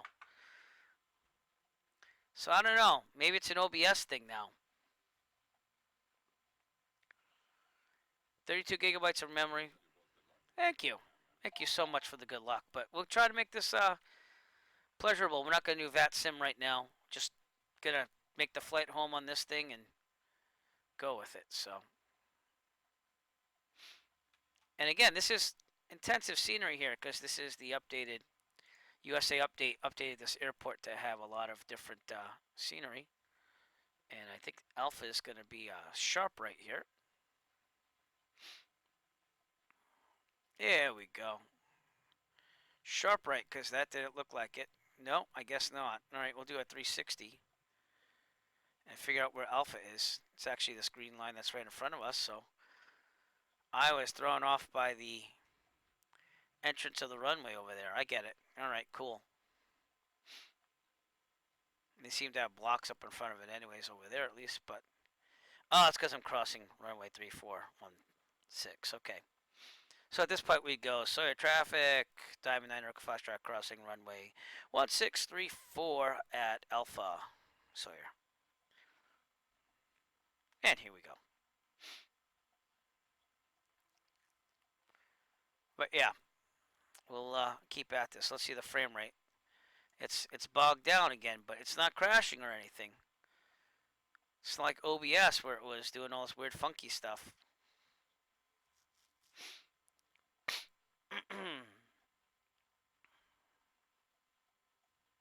We'll keep it going.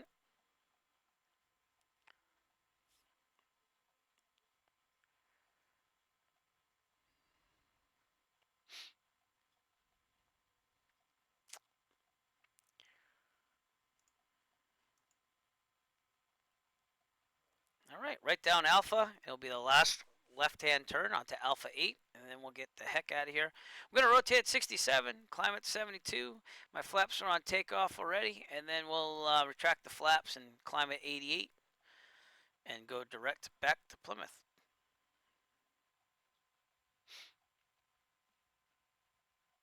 But good. All right. Let's make sure everything's good here. Let me ask you something. Can you hear the music going on and the simulator sound?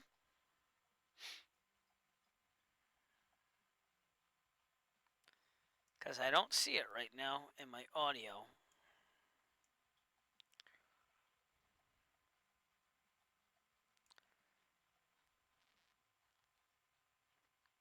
Yeah, all right. Let me try adding that then. Audio source. audio input capture, if you will. Add source. Add source. No, that's not it then. I gotta get the right thing here. Give me a second, I'll figure it out eventually. No, no. Audio output capture, that's where I went wrong. Right, desktop audio. Add source. And it's gonna be output.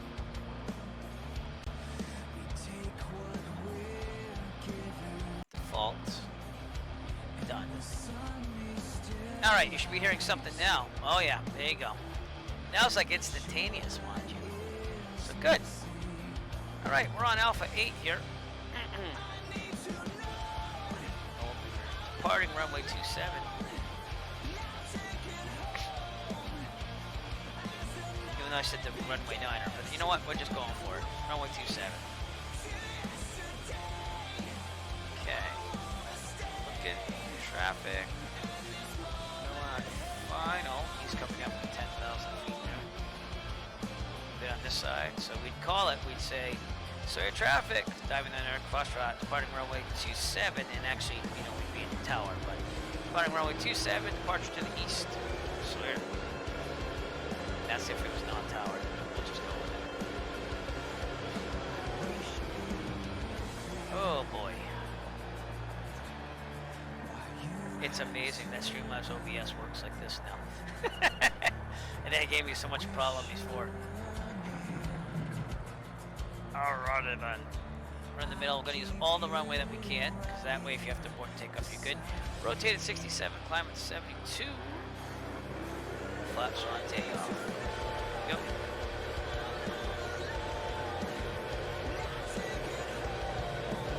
Turn that off. So you see, take off here.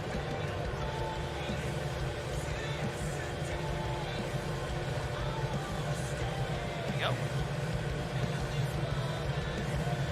Sorry about that. There we go. Rotate. Live. Not bad. I'm at like almost 20 frames right now. This intensive scenery. So that's not bad at all. Turn to the left out of here. Flight depart on the downwind departure. Left downwind.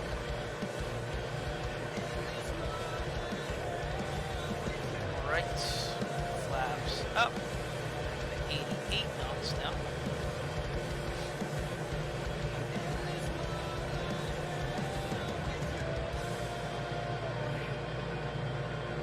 And let's get this thing going. It's looking like this is going to work for now. So sweet. Again, appreciate Mesdac42, even though I was kind of in the middle of testing everything, to raid the stream to viewers. Another member of the Virtue USA Flying Club.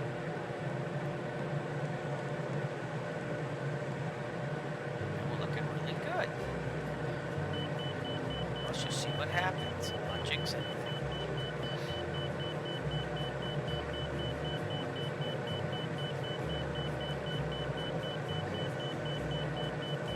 Alright. Now, I think it's like 1,400 feet, this pattern altitude. That's usually what I want to get to before I can turn. I think I'm clear, so I'm going to turn to the left here.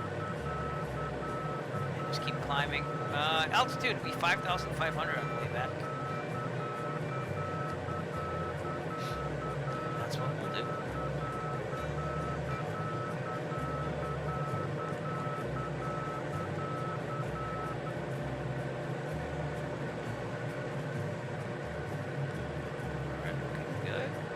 Traffic, Foxtrot departing left downwind departure to the east. Alright, let's slowly turn to our left here. And again, I get it if it's going to be a little laggy with this intensive scenery, but after that we should be fine. It's still usable, unlike the other thing, you know? So I don't know. I should set our autopilot up too as well. Probably should have done that on the ground, but again, combo test and yet test flight with trying to do what we originally wanted to do. So autopilot, speed up. Here we go, and the heading should be about 94. That's what's saying there, 94. Okay.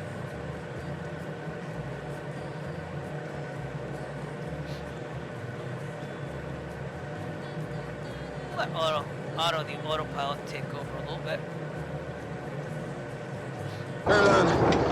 Automatic pilot. Automatic pilot. Come on now. There it is.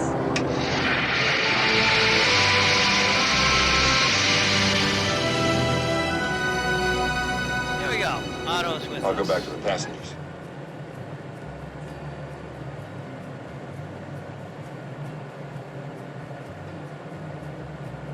If I can ever get this heading wheel to work, it'd be great.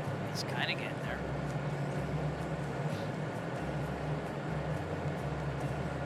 Frames are right around 20.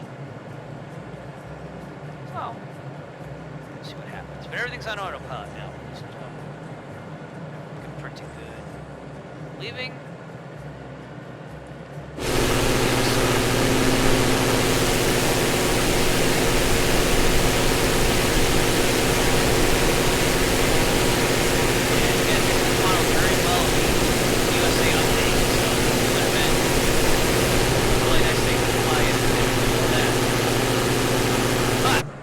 It is, and we work with what we got, you know.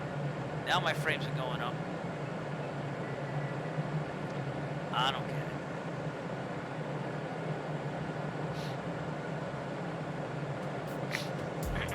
it. No bad notifications on Streamlabs OBS yet.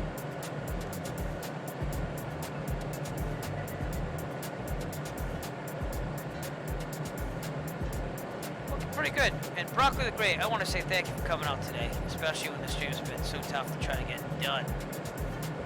But I'm going to keep this back to 92%. That's what they tell you to do too. So let's do that now.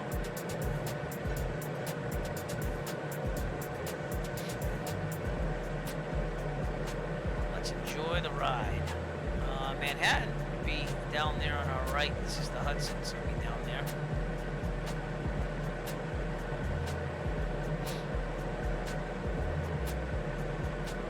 We are crossing the Hudson.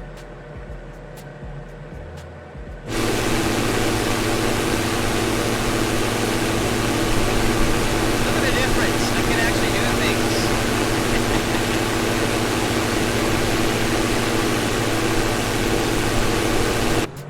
I don't get it. I don't get the difference between OBS and Streamlabs OBS and the issues. But let's kick back, relax, and enjoy the flight, shall we? Gonna do a little stretch here, sitting for a while. Ugh. And let me get my EFB to split the right route here. Turn that off. I got a lot of things I gotta turn off now. It's there. It's there. Here we go.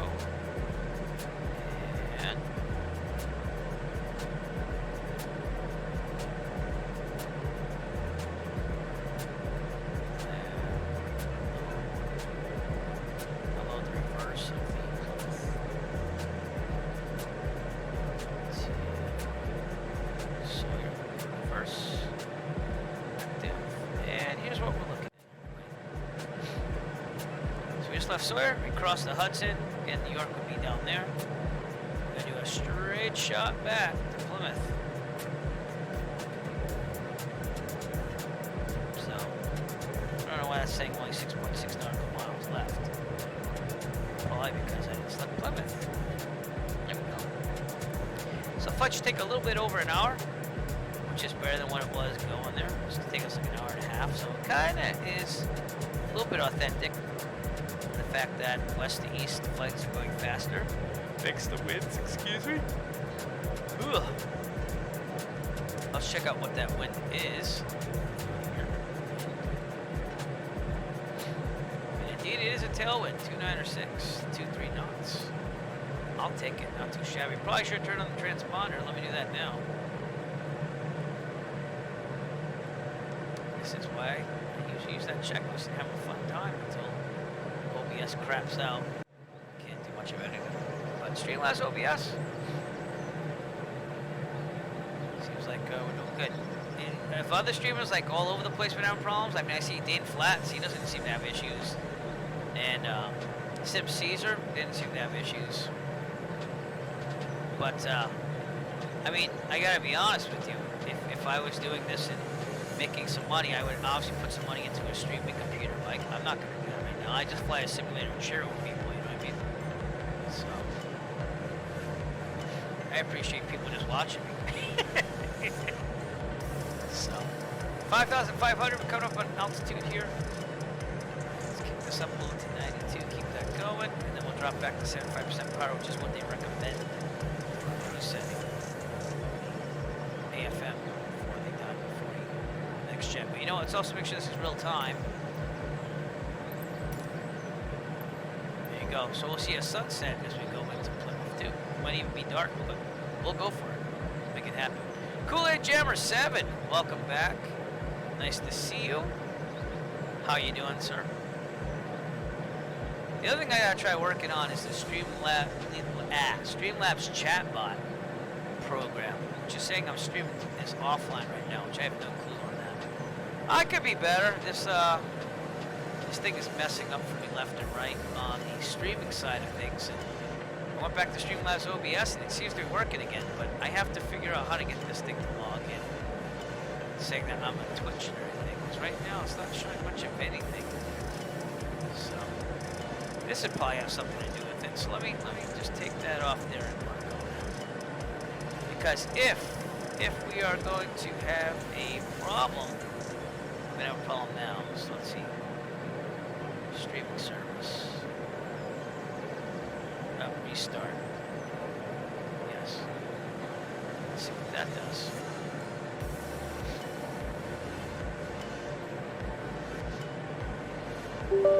Alright, sorry about that. I figured if we're going to do this test flight, we might as well get everything working, right? But we're going back to Plymouth from Sawyer International.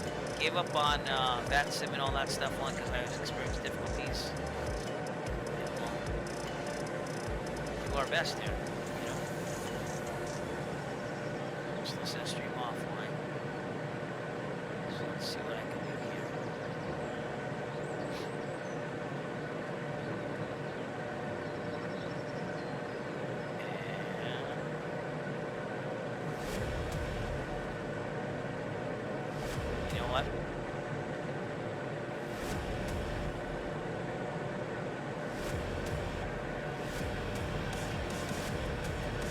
Interesting. Well, I'm gonna leave it on autopilot while I try to connect it.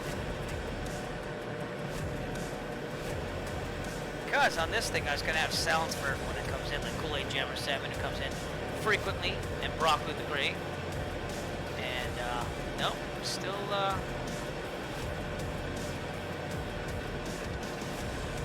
a minute.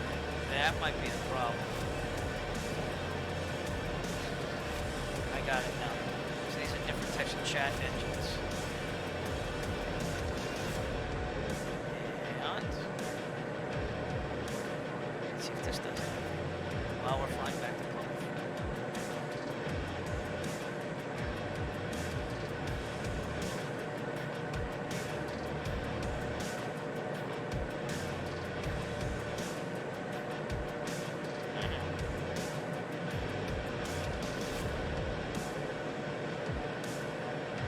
That'd probably be why I'm not signed in there. Thank you once again for just bearing through this with me. I'm trying to get everything back to normal so there's no problems, but it's been a heck of a thing to try to stream on this thing. So, alright. And we're gonna do it all up while we're here, so.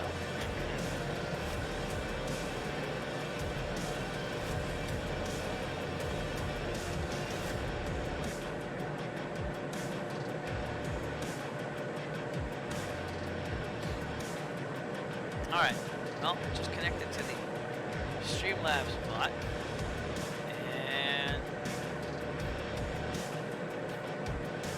it says viewers, Kool-Aid Jammer, Hawk Driver 101, are you here too?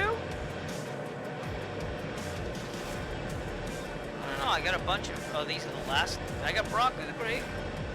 Got Kool-Aid Jammer 7, Hawk Driver 101, Commander Room, Bing Cortana, Stream Elements, which I'm not sure what that is, but let's test something here. It says stream offline still, so I don't know what the heck's going on. I don't know, I'm gonna have to.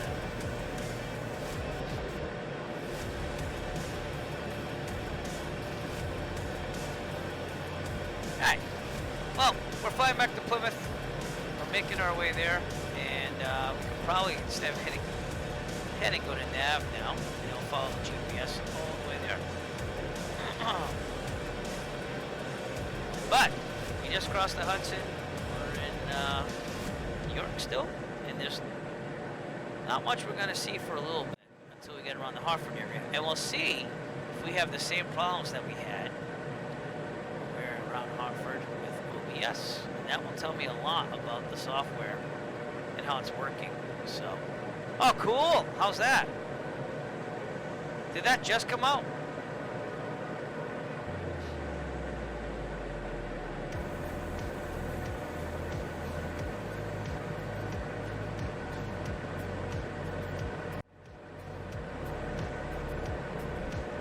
Ship shape.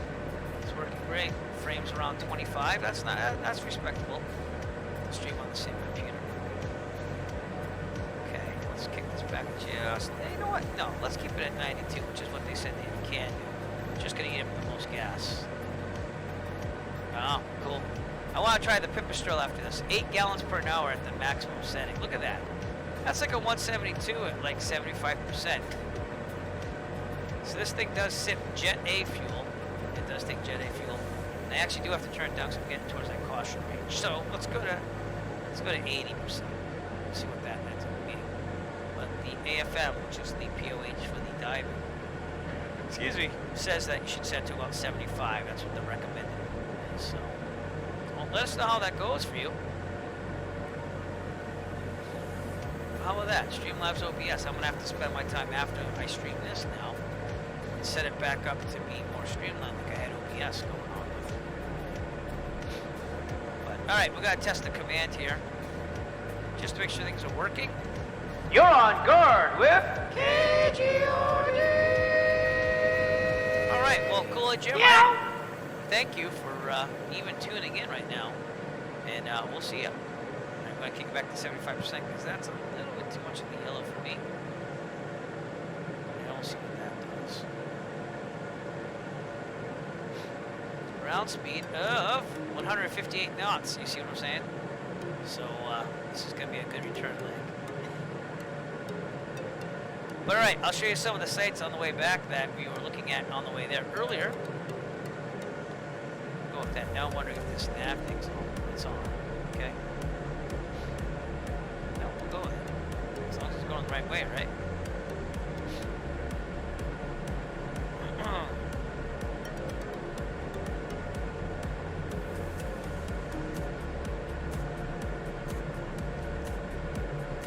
Should see a nice sunset. So the sunset's around 5:30, 5:45 right now here on the East Coast. Not real world weather, but we do have real world time on. Pumps are off. That's good.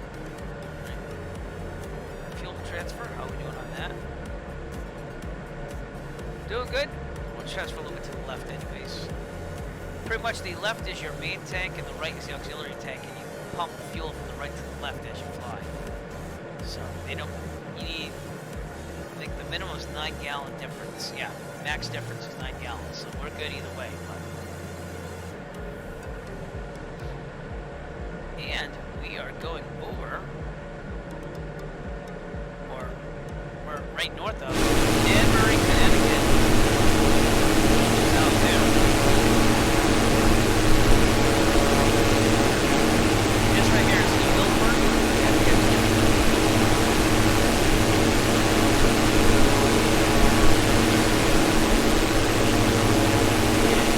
So far, Streamlabs OBS is kicking OBS's butt, so I don't have any clue.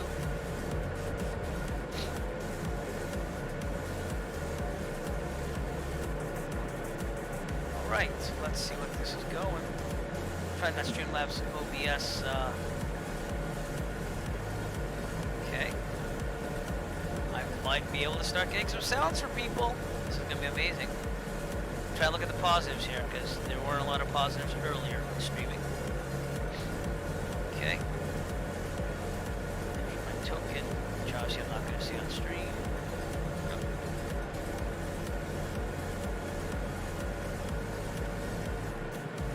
Authorize. Alright.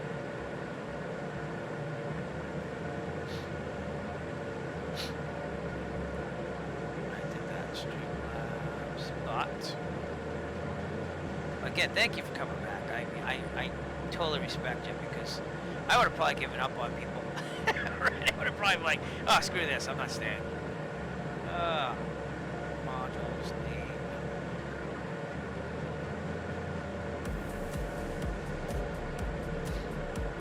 Alright. Please authorize Streamlabs chatbot through Streamlabs.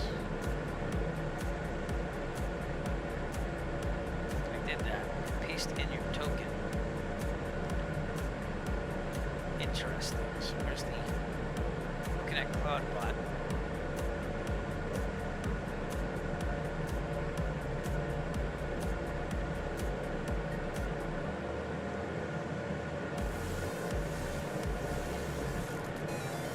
Is that what I... Nope, that's not what I need to do.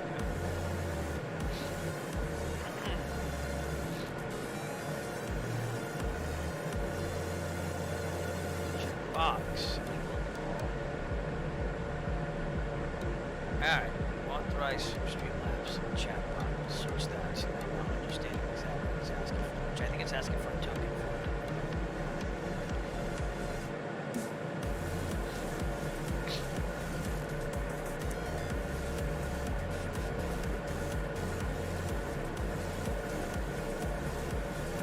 Alright. But I already have a Streamlabs chatbot, so that's why I'm not understanding why I have to do that. Alright, well, let's Twitch settings then.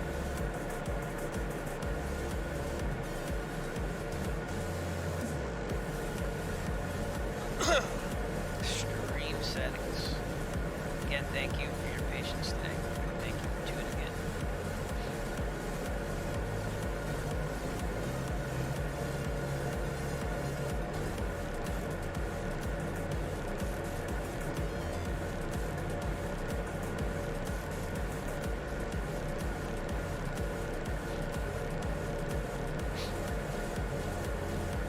There we go. Actually, I just pushed that and gave it the token. How's that? Auto connect on launch. Yeah, sure.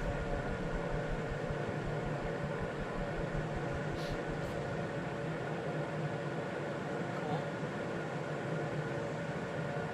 Alright. So, let's see if this works now.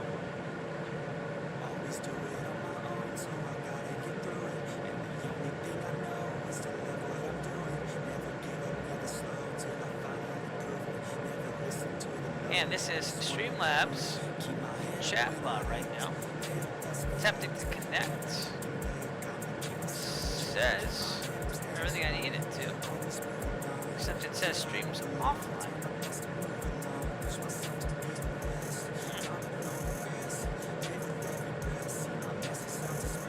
That's interesting. Alright. Automated hosting.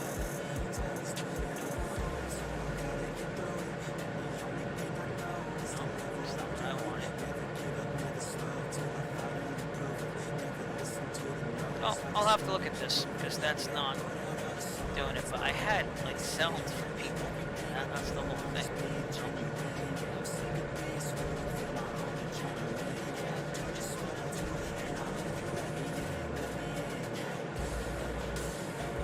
Oh, there it is. It's live now. Alright, it worked now. It saying that you two are with me, so that's cool.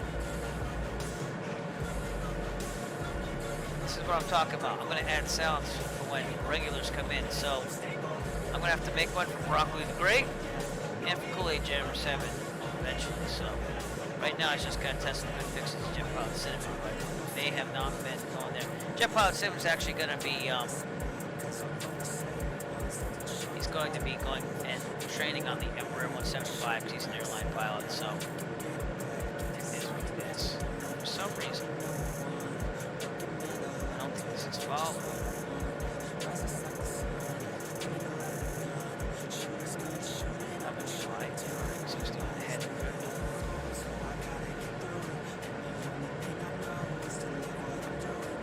Autopilot seems to be a little bit messed up on this.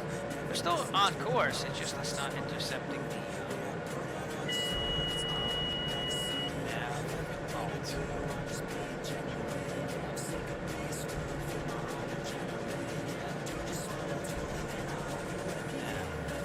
okay. Let's see if it moves over or not. Probably not. Well, we'll leave it where it is. We're about to fly over Waterbury, Connecticut right here.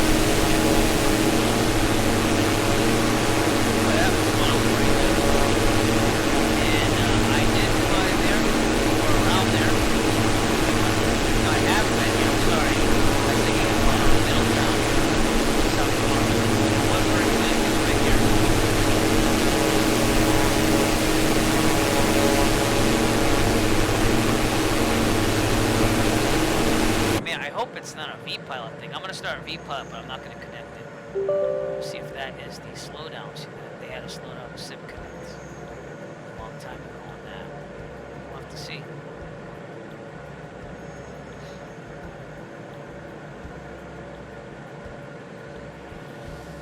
And I don't know if oh, excuse me, like mouse wheel over here.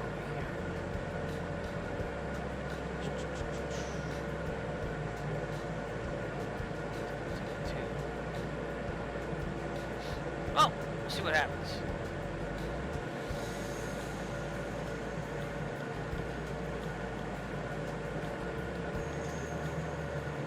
We'll see if these sounds work now. I'm gonna have to try to tell good fixings there. See what happens. If he comes in, he's supposed to have a sound bite played, and I think it's pretty funny too, so I'll add to our enjoyment today. But we just rode Waterbury, Connecticut, and on our way back to Plymouth with the sun setting, so this is going to be cool and interesting as we keep going in this flight. Streamlabs OBS seems to be working a lot better than OBS right now.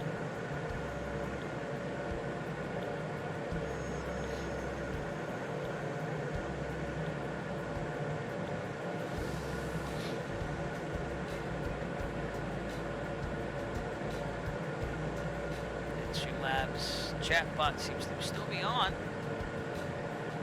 So we'll also be able to do giveaways in the future on this thing and all that stuff, so that'll be cool. Get that going. I just want to make sure that I got everything kind of going on here. So I mean, I like OBS, but I kind of always preferred Streamlabs OBS just a little bit more. So I don't know. But we'll be back in Plymouth in about 40 minutes. So not the world's longest flight here. We'll see what happens if good fixins can make it to the stream, just to test these sounds.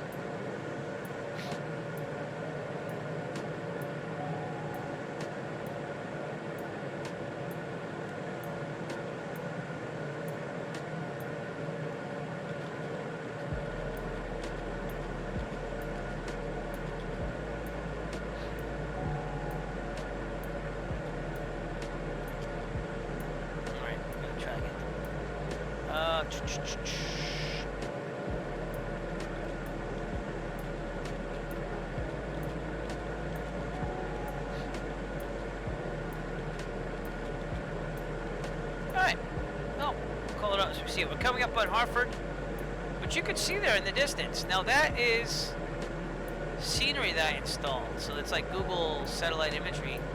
That was an add-on, but you can see that it's not slowing down like it was when I was on OBS. OBS. So get another observation. Streamlabs OBS seems to be working a lot better now than OBS. I don't get it.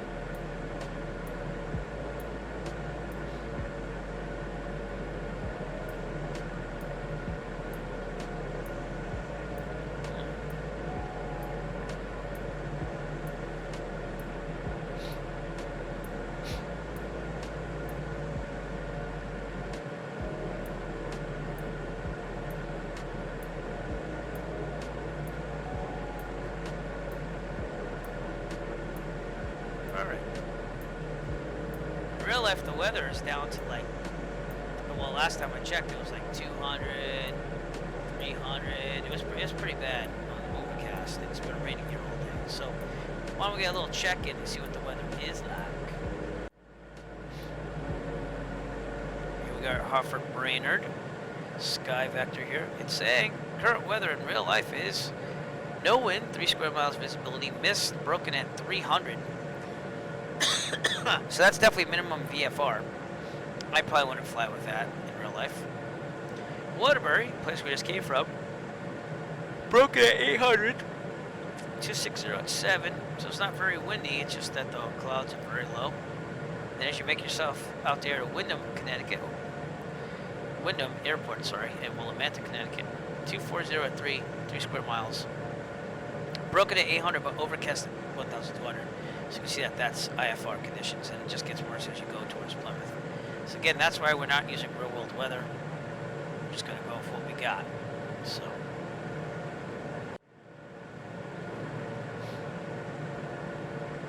But we're going to have to. See what happens here.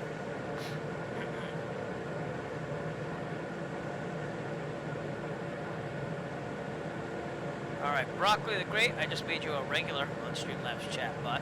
So you've got to probably get some things out of that. Kool-Aid Jim, I'm going to do the same thing with you, but you're not on here yet. So if you come back, I will make you a regular as well.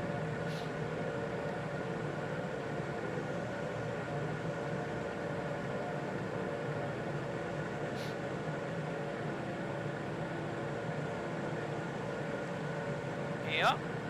Okay, cool. And I really appreciate you sticking with me today, because this has been a tough day of streaming. It's just been one thing after another.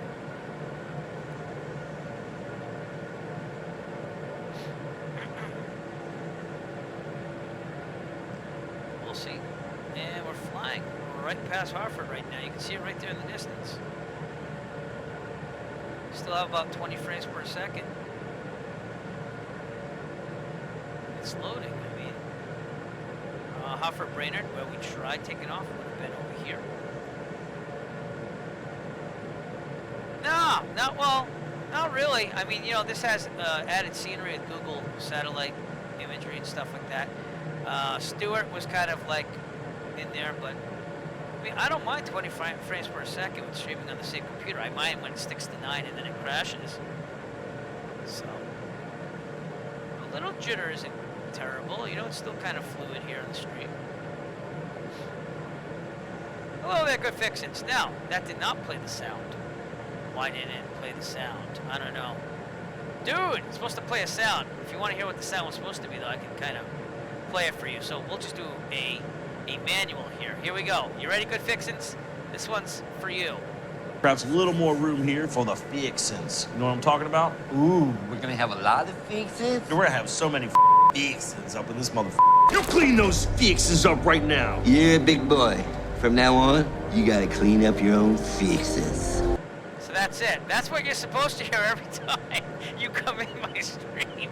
Only once, mind you, but I'm trying out this Streamlabs chatbot like version here. It's supposed to do that. So I thought it was pretty good. It had a lot of fixins in it. Clean up your own fixins. I tried.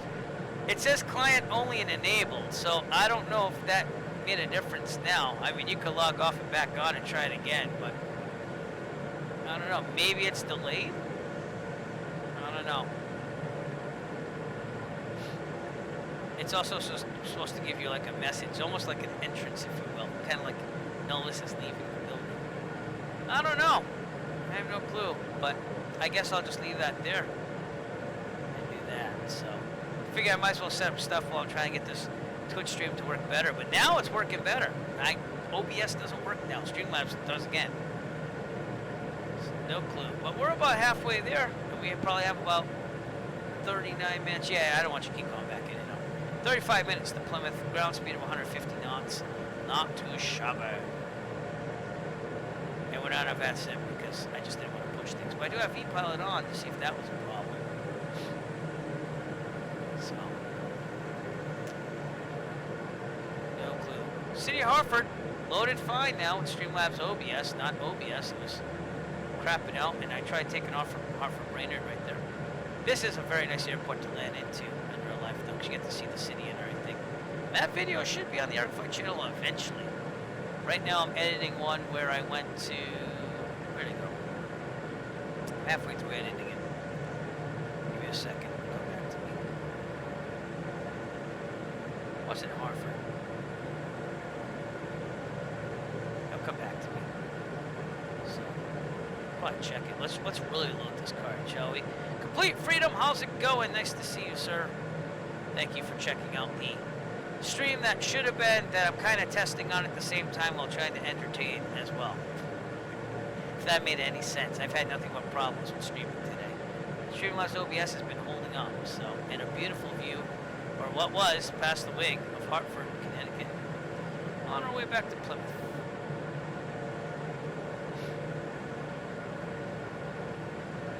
Alright. Let's try maxing this thing out. I'm going to run Photoshop. I'm going to run Power Director. I'm going to get all this stuff up here. I'm going to give it all the fixins and see if this thing still kind of doesn't sting. Which it seems to be doing, by the way. So, no. So this is the program I use to edit video for the Arclight channel. And... oh, it's the Keene, New Hampshire and back. That was the most. So... so this is how we edit the videos for the Arclight YouTube. Saturday's good. Could have been better if OBS worked for me. Again, that's why I'm kind of testing everything here. On this.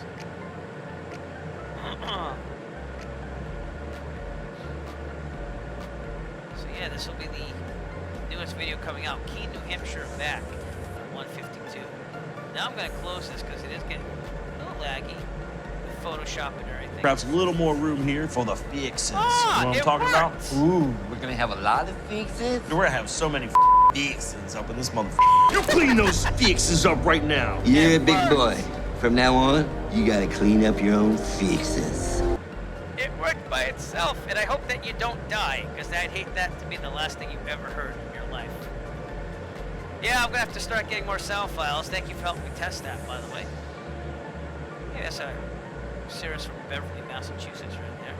Real world problem.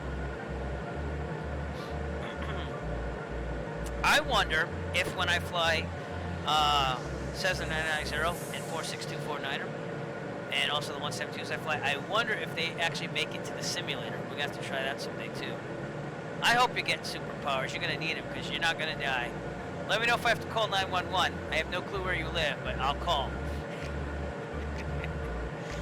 Alrighty then, let's get a little route update here. We're just leaving the Hartford area.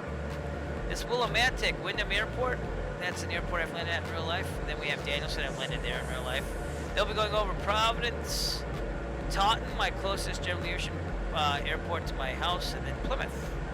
So again, this is all very familiar. I've done this type of flying here in real life before. So if you get superpowers, let me know what you get. So. Here's Jet Pilot Sentiments. I just basically took this off his stream. This famous catchphrase. To the fixins. That's right. This is Jet Pilot Sentiments. Thanks for coming in today. Because he does that. That's like his catchphrase. So, all right, man. Thank you for coming in. Complete freedom. And especially, this is getting better now, see? I think I'm back to Streamlabs OBS, everybody. Because OBS just crapped the bed on everything. Let's get some floodlight here a little bit. just a little bit. And some instrument lighting. It is getting a little dark in the afternoon here on the East Coast. Was it? Was it a good one? Yeah, it's short and sweet. Yours I wanted to make nice and long, though. And I'm just going to play it one more time because I really liked it. You know what I did? I searched for something audio with fixings in it. And this popped up. It's from some comedy show that was on HBO. But Perhaps a little more room here for the fixins. You know what I'm talking about? Ooh, we're gonna have a lot of fixins. We're gonna have so many fixins up in this motherfucker. I did have to You beat clean that those out. fixins up right now. Yeah, big boy. From now on, you gotta clean up your own fixins. But that only goes off when you join. So you do it once and you're done. And that way it's not overdone. Because I feel like it's getting overdone right now. Too many fixins. So I'm trying to remember the comedy show. Oh, I can't remember. I'll get the name of it for you if you ever want to check that out. They're opening up like a fast food place, and they're talking about all the fixins that they have to do. So for the burgers and stuff.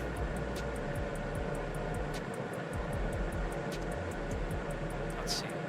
Oh, eastbound and down. That's what it was. All right. And actually, I'll put this on stream here.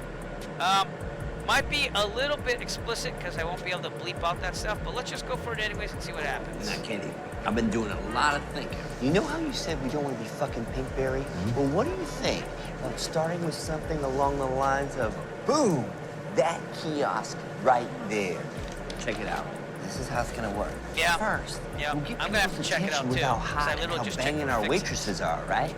And then when they walk over, they're gonna smell those baked potatoes cooking in the microwave, and ka-ching, we're making money, money, money, money, money. No diggity, no doubt. I like to bang it up.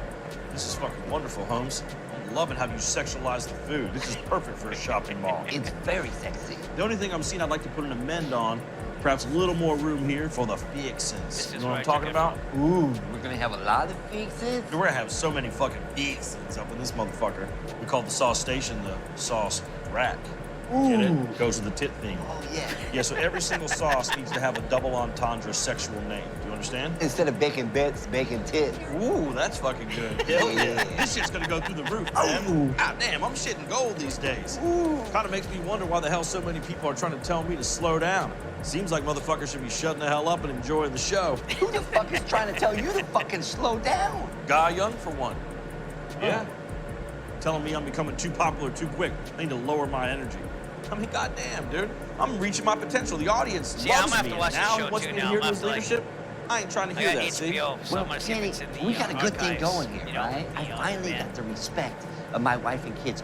You have a fucking pool. Guy Young, he's been in this business a long time. Anyways, so kind of meanders on after that, but that is where I got it fixed. So if you don't appreciate that, playing every time you come on here, let me know and I'll see what I can do. But I thought it was pretty good with the fixins. Or the fixins, as they say. All right, we're coming up on Wyndham Airport, Willimantic. I really liked flying out here. Again, COVID kind of ruined doing anything, but, well, I appreciate all of you, and Broccoli the Great, try to get one for you. Complete Freedom is another regular, so I appreciate you all coming to my stream, and just want to return a little bit of it all. And once I learn how to do giveaways and stuff like that, we'll get that going on and get it going on. We're out there in the distance, Wyndham Airport, Willimantic, Connecticut. 152 up here in Berlin, landed on November 270. Very, very busy, generally at the airport. Then they had a diner over here that I really wanted to check out, but COVID kind of ruined that plan for me, so I just kind of went there, landed, called into flight service, closed my flight plan, and opened up the new one and went back. But it was cross country, so.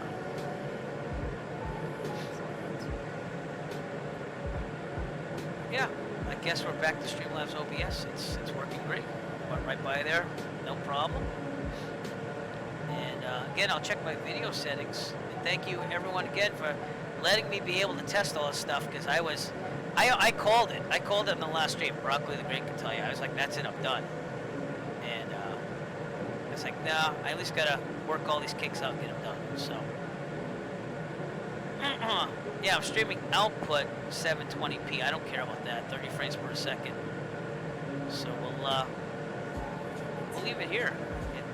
We tried doing the same thing on OBS. It was fine until we hit a big place there. We're transferring some fuel over here.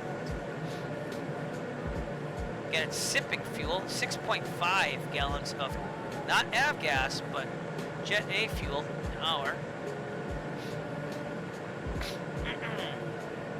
And we're on our way. We should be in Plymouth in less than a half an hour. And that looks really authentic. Over here is like a dam to hold this back there. So you see that when you come and land out here on Runway 27. That diner, I think, is one of these. So you can take the e-bike, you know, bike out there, pick some take up. But first shot of the vaccine done, second one coming. Turn back to going in person to the school building to work finally, which would be nice because I kind of miss all my students. I've been teaching them remotely and get things going on. That's the plan. My seniors are pretty much just like not bagged in education, but they're kind of like this is the crappiest year ever. So I feel bad for them too. All right, Danielson, Connecticut coming up out in the distance. Another airport I've been to it. Both the Wyndham Airport and the Danielson Airport, the one that we just looked at, both of those videos are on the Eric Flight YouTube channel. So feel free to check those out. You'll get to see what it looks like in real life. But this is very comparable to what we see in the real world. So.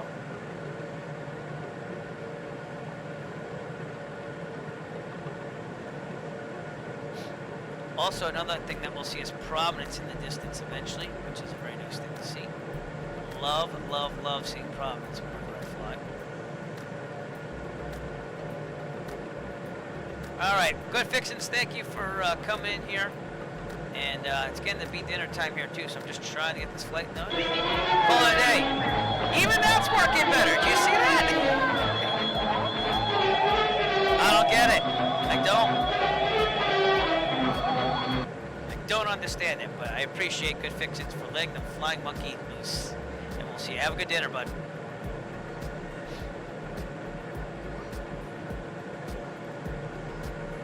All right.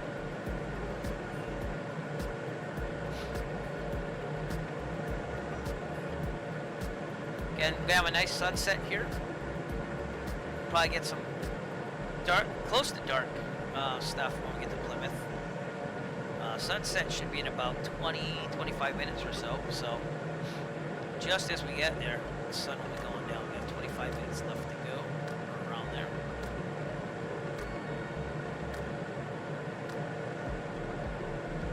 And again, I can't believe that the Diamond 40 sips fuel. It's like amazing. Your typical 172 burns about 8 to 8.4 gallons per hour, but this thing, 6.5. That's at your typical cruise with 75% power, so it's just amazing what it can do.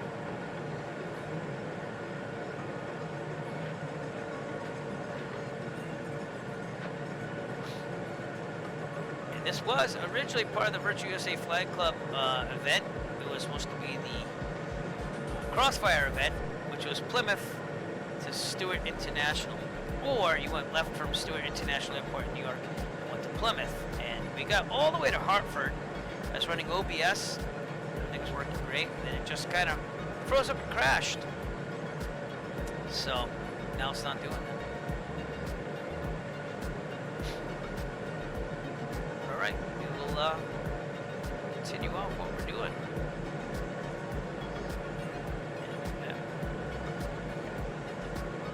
And I'll still leave OBS installed just in case, but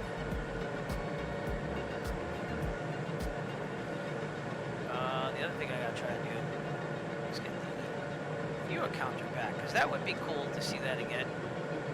Never got that working ever after I switched to OBS. So, yeah, thank you for humoring me while I add things here.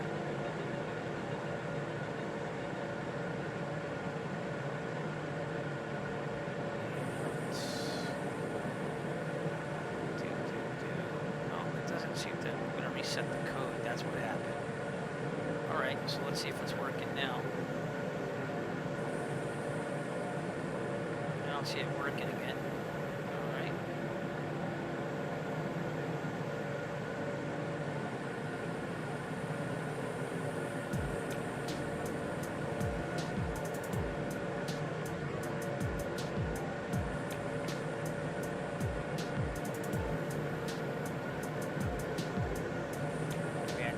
save settings. Oh, there it is. It's working now. Well, there we go. I fixed another thing. Isn't that amazing? Again, thank you. Thank you for letting me do all this stuff today. Beautiful sunset as we head into Plymouth, Massachusetts. There it is right there. This is the high school right there. And then they have a lot of gliders there, a lot of skydiving happening over there. So, that'd be another checkpoint if I had my plane lot going on. You should see Providence in the distance right up here. Eventually, this is the main zone there. Yeah, nice little airport. It's amazing with the skydiving because literally the plane goes up, they get, put off the plane, comes right back down, they have like jumpers ready to go. It's like non-stop circuit on the whole skydiving thing. And again, when you come in here for Danielson, you have to be wary of gliders on the field, and also skydiving. So what I do is I did a big 360 around. I came in from over here to the north. I did a big 360, came around, did a left 45 downwind, just to make sure I was good and clear. But if you watch that video on my YouTube channel there, you're going to see the gliders and everything. I actually did a little tour around the grounds, if you will, while I was down there. And it was a cool airport. I don't know if I'll be back anytime soon because there's not much to do in Danielson. But it was a good time.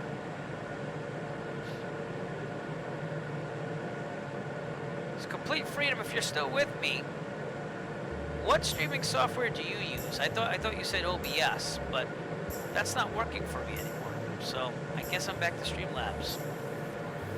And it's a good thing I left everything installed because if I didn't, it would have been a problem.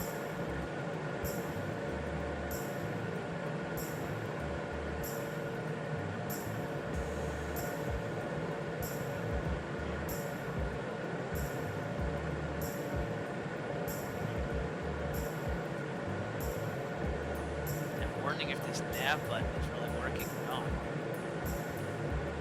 It says VOR. Oh, you know what it is? I didn't set the CDI. That's right. Yeah, that might help. So we're good now. It was locked onto a VOR from the nav. I don't even know what VOR was locked onto because I didn't see anything there. But alright, we've got the Stewart Reservoir. If you were with me way earlier in my stream, that's a major checkpoint usually, visually. That is the reservoir for all of the Providence area, which is right over here. We're going to fly over that at 5,500, so we would not invade Class Charlie, which has a ceiling of 4,100 feet.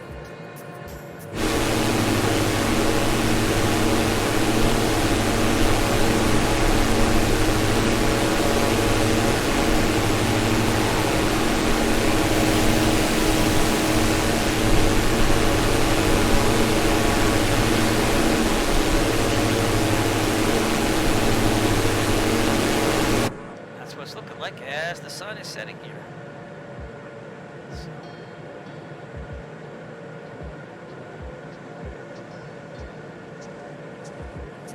All right, well. Seems like we're alive and running. Again, off stream, I will probably just streamline this whole Streamlabs OBS setup because it was done when I was a rookie, and we'll get things going on. Again, appreciate all the support. Appreciate people coming out and seeing the stream. I was ready to give it up after it crashed twice on me, but it's been a good return trip, and doesn't seem like I've had a lot of problems at all. So.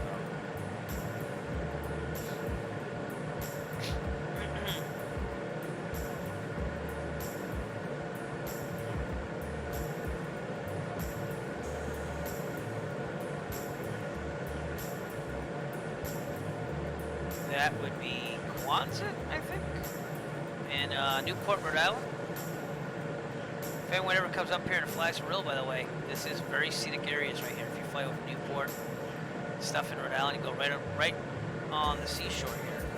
And I did this with my friends. I went west of Providence, came all the way down, went to the seashore, saw Block Island, and just rode the whole seashore around to Fall River, Massachusetts. It's really, really scenic and it's awesome to fly. So.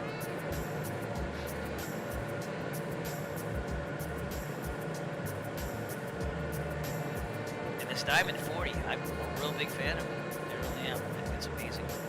Amazing plane. I'll never be able to afford one. As I disclosed earlier in the first streaming, way earlier today, like 2:30. One of these used, and not even the next gen version with the G1000, goes for about $250,000 used. So, not going to be doing that anytime soon.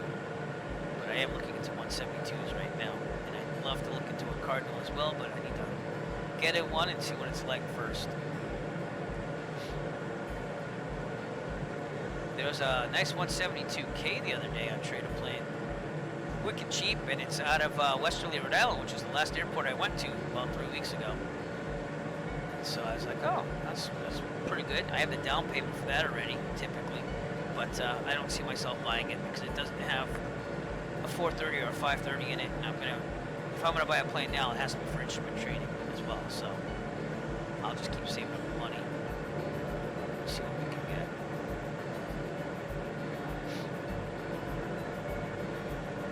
But all right, we'll be coming upon Plymouth before you know it. Out here again is Quonset. You have Newport out there. That's a nice airport to fly into. There's not a lot of action there, but that's because it's winter. When you go in there in the summer, I'm pretty sure it's slammed just like Block Island because Newport's a destination for the summer. But again, COVID kind of cut into that. Providence, right there.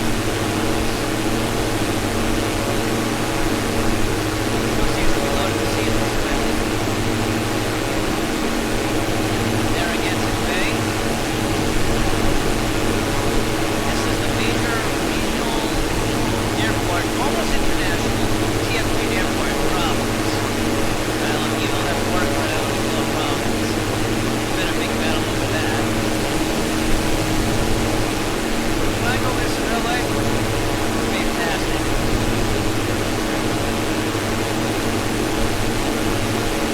Still loading, but we'll get there. This is actually right above the Providence here in Lincoln, Rhode Island, so it's always awesome to fly over Providence. I think I say this like every single time I do fly over Providence. But when I land at TF Green sometime, I've got to save up some money. It's not like it's big cash. It's probably about fees and everything, probably about $35 to land there. So I'm going to do that someday. And there's actually a Hooters across the street there. So what I'm trying to do is COVID go away, get my two buddies. We're going to go on the plane together. We're going to just do this whole fly in the TF Green, get off the plane, park it probably with, I think it's flight level aviation there. Probably get charged FBO fees and stuff, but it's cool. Walk over to the Hooters, have some fun, you know, and then go home. So just something to do to pay all that money. You know? I go there for the wings, you know it. So Lincoln Woods State Park right there. I think that's it. I could be wrong on that. North Central Airport right here, by the way. Landed there probably about a month and a week ago. I did runway 33. I had a little freak out moment here because the class Charlie goes over here and I wasn't in contact with anybody. I just kind of went for it. Probably would have inspired a contact approach just to be covered, but I came in here and I had to turn for runway 33 right here. And I was like, oh crap, I'm about to hit class Charlie. But I forgot that I was low enough and I was under class Charlie. So, dumb me, but I landed there. It was that's my home airport from when I was a kid, so it was kind of cool to fly in there. But again, not much going on there. There's a lot of planes. It's a lot more busy than when I remember it, but it wasn't much when I was going there.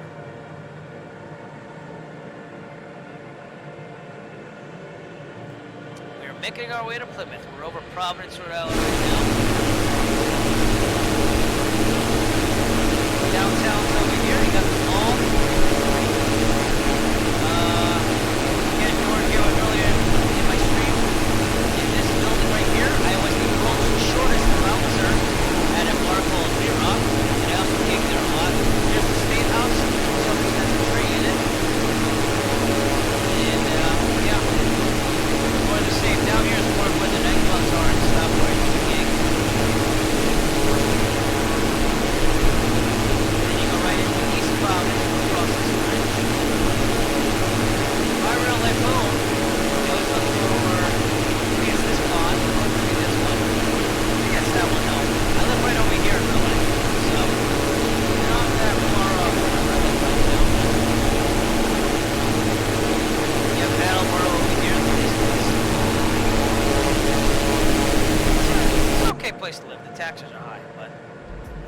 lot to offer too for education and stuff.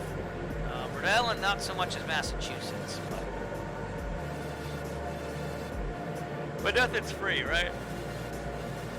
That's pretty much what it boils down to. Taunton River's out here, and we'll be coming up on Taunton Municipal. Taunton, I want to say municipal. It is municipal airport. That is the closest general airport, and they just got approved for a new administrative building. So that's kind of cool. Hopefully the management actually takes the airport more seriously, because they've been losing a lot of pilots. If I were to get a plane, I'd love to go there. But I would need to know that, you know, gate access is open and available because you're paying for it and stuff. And they've had problems with that in the management in general. So hopefully it'll work out. I don't know.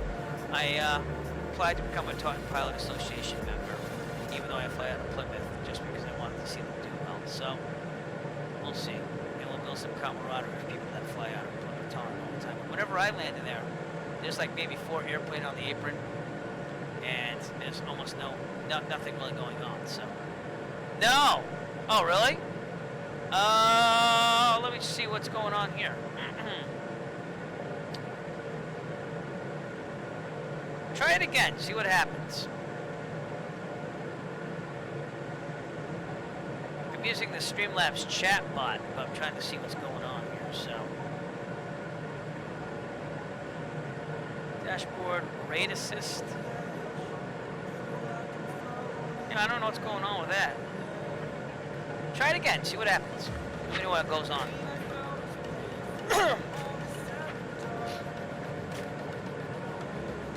That's for me to read. Okay. Interesting. I should be able to read.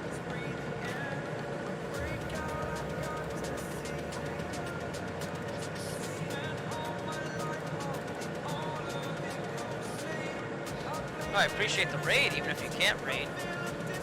But it should be raiding.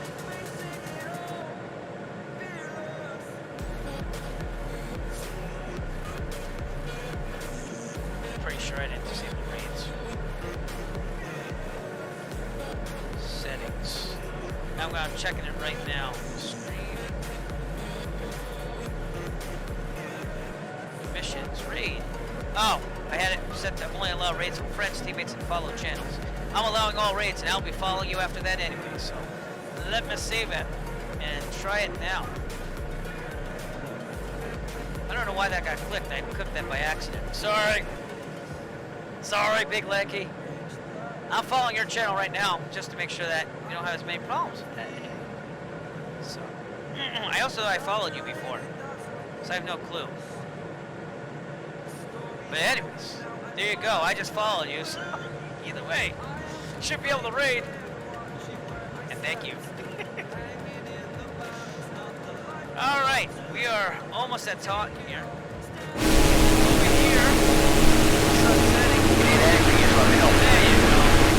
Thank you, Big Leg. If you need anything, just let me know. And when's the beverage service? Yeah, that's not included on this flight. Did you pay the extra fee? That's being my friend above Class Bravo, Boston airspace at 8,500 feet, so real recording. I want to do barrel rolls and loop-the-loops, all that kind of stuff. I thought I had it enabled. It accidentally got switched somehow, but I appreciate everything that's going on right now. It's a GDF man. Thank you for following me on Twitch. Big Lanky 34, thank you again for the raid. I don't know. I've had nothing but problems today. I actually had to switch from OBS to Streamlabs OBS, and yet this wasn't working for me before, which is why I switched to OBS, and it's been a big just clusterfuck. It really has been today, but we're determined to finish what was supposed to be the Virtual USA Flying Club event, and I'm flying back home to my real-life home base for real-life flying, Plymouth, Mass. From up across Taunton Municipal Airport out here in the distance. Yeah, I don't know, man. It's been a bunch of things. Out here's Fall River, which is always a nice place to fly over, not so much to live at. And then you got Newport, Rhode Island in the distance out there, but we got real world time, but not real world weather, and we're gonna stick the landing here. Stick the landing. Let me try some of these commands. They've been working pretty good too. In this challenge, They the were pilot glitchy will before. do his best to avoid certain Real life death video of by me flying the keeping the plane. plane on a good flight path with a constant angle descent lined up to center line. Good work. Stick the landing and don't suck. So that's what we're going to try to do at Plymouth. Well, they claim innocence whenever I contact them. And so did Streamlabs OBS, but now Streamlabs OBS is working for me. All those on-screen graphics and commands, they weren't working as well before. I mean, I got so frustrated. I want to do barrel rolls and loop-the-loops. Big thank you, all that 34. kind of Thank stuff. you for following. We don't do that kind of flying here. It's dangerous and irresponsible. Too many lawsuits. Well, who does?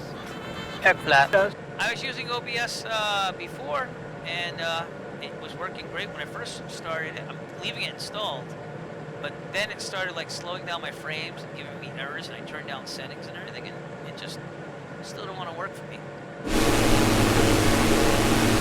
you go. Troy Municipal has a historic airfield right here, historic hangar, and I can't remember what movie, but they actually filmed portions of a movie based on Amelia Earhart down there because they have the airport basically started on a dairy farm back in like 1912 or something like that.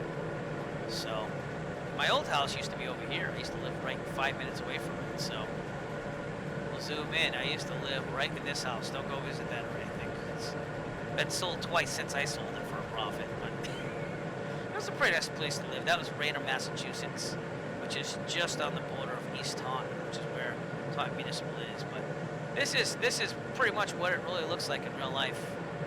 And Plymouth is right out there in the distance. So we're going to start our descent right now, turning off the autopilot. And we'll kick back the power a little bit to about 40% or so. And we'll try to just descend at about 800 feet or so. So I'm trimming up past 700, 500 for the Cessna. I've never really flown a Diamond in real life before, so thank you for everyone for showing up today. Appreciate the raid and everything. It's just been one heck of a day. My favorite visual checkpoint right here at Assawamsett Pond, out in the distance, is one of my favorite places to eat when I'm not scared to death about COVID. And that would be New Bedford, right here. You have the airport grill. You have a very good Cobb salad there. Without further ado, let's get the weather in Plymouth so we know what the heck we're looking at here. And ordinarily, I would be on, why is that not working? Oh, come on, man. Really? I guess it doesn't do it. Yeah, because I'm not on that. Okay. What a pain. Kilo Papa Yankee, Mike Automated Weather Observation 2200 Zulu. Wind, tree 11 at tree 9er. Visibility, 9er. Sky condition, clear. Temperature, -7 C dew point. 1 tree C altimeter 29er71. Okay, one more time. Kilo Papa Yankee, Mike Automated Weather Observation 2200 Zulu. Wind, tree 11 at tree 9er. Alright, so we'll go for runway 33. And we're actually set up perfectly for that. We're going to go on to 45, left downwind, and 33 is this one right here. This right here is downtown Plymouth. And if you know anything about Plymouth, it's where the Pilgrims first lived. It's the first street in America, Landing Street. But Mayflower parked out here. They took a small boat over here and settled over here. So that's what Plymouth is mainly famous for. And it's a pretty good place to go in non-COVID times during the summer. It's got a nice little waterfront and everything. If you do want to check out Pilgrims and Native Americans, the Wampanoag, they have a museum down here on the coast called Plymouth Plantation, which is pretty cool to see. But other than that, it's a big place for cranberries, as you can see, cranberry bogs here, and camping, and downtown summer shopping, and also at Thanksgiving they have all that stuff. Not quite getting the Con Air reference. I'm trying to think that over, but I'm so lame today. I'm so sorry. No! It's just been one heck of a day. But we're going to get down to a pattern altitude of 1,150. And do that. I'm going to keep this back a little bit. I'm going to stay away from the caution range there. Over here, I don't know if we can see this or not. Sometimes you can. You see this right here? There's usually some power lines that and that leads you right in there. So that'd be a visual 45 into runway 33. And I'm not on VATSIM, but let's call it out like it should be. So I'd say Plymouth traffic, Diamond 9 Echo Foxtrot, 5 miles on the 45 for runway 33 Plymouth. That way they know where we're coming from. So beautiful graphics as we end our flight here, Plymouth, Massachusetts today.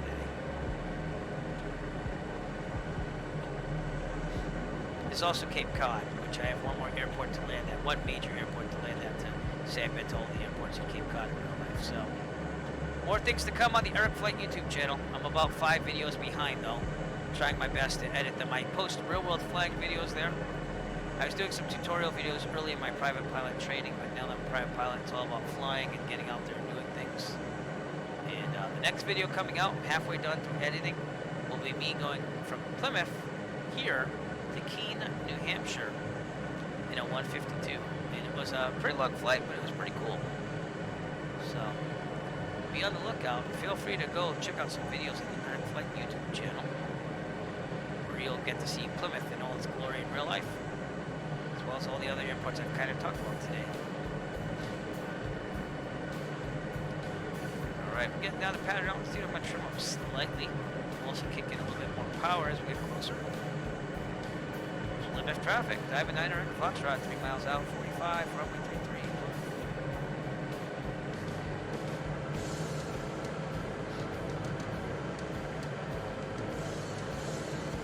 33. Alright, probably should have done this command. Ladies and gentlemen, as we start our descent, please make sure your seat backs and tray tables are in their full upright position. Make sure your seat belt is securely fastened, and all carry-on luggage is stowed safely and securely in the aircraft.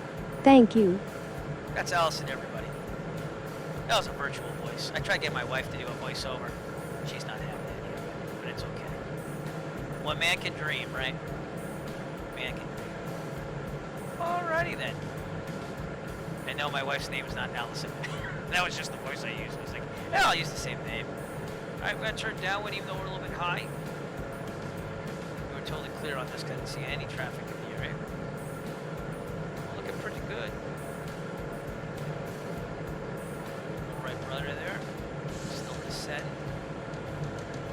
Very good. Plymouth traffic. Diamond 9 Echo Foxtrot.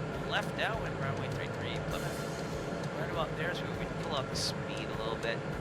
But we only have 2 flap settings in this, takeoff and landing, so we kind of wait for the flaps on base. But we have to be at 110 knots, I believe. So I'm going to kick this back a little bit. Level out more. And we look for this school over here. Clear on the left, we're going to turn downwind.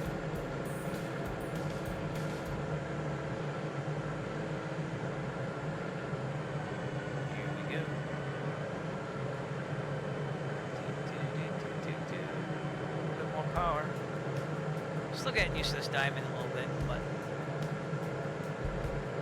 alright, we're gonna leave the speed where it is. Kick in takeoff flaps, which is the first position. We are there. And we want to be 98 before we get landing. There, looking pretty good. A little wide, but not terrible. I'm ready for final flaps. We want to land at around 72 knots or so. Turning final. Plymouth traffic, Diamond 9 Echo Foxtrot. Base the final, runway 33, Plymouth. Looking pretty good. A little high though. More rudder. Kick back the speed, and final thing of flaps. We're in landing configuration now. It's all about just sticking that landing, like I said earlier. So, kick back on this power all the way out as we get down there. A lot high, but we'll make it happen. It's just a long enough runway to make it happen.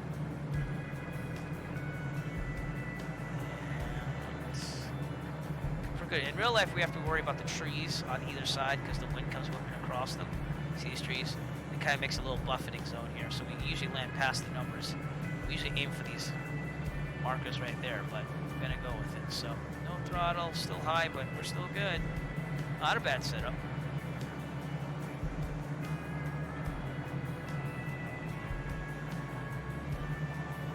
And flaring soon. Get the flaps on this still haven't been touched on that mod there. That wasn't bad. Should have flared a little bit more. Right, aerodynamic braking, which never works in this. I'll tell you one thing though. If you like flying a 152, that newest 152 mod by JP Logistics, that thing's amazing. I've been helping them tweaking the flight dynamics with it. It flaps up. And it flies almost like the real thing now. For a simulator, it's pretty amazing. So search for JP Logistics 152 mod. Let's clear the runway here.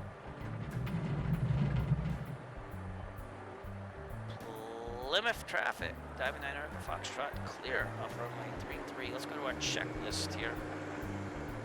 All right, I'll show it to you at home as well.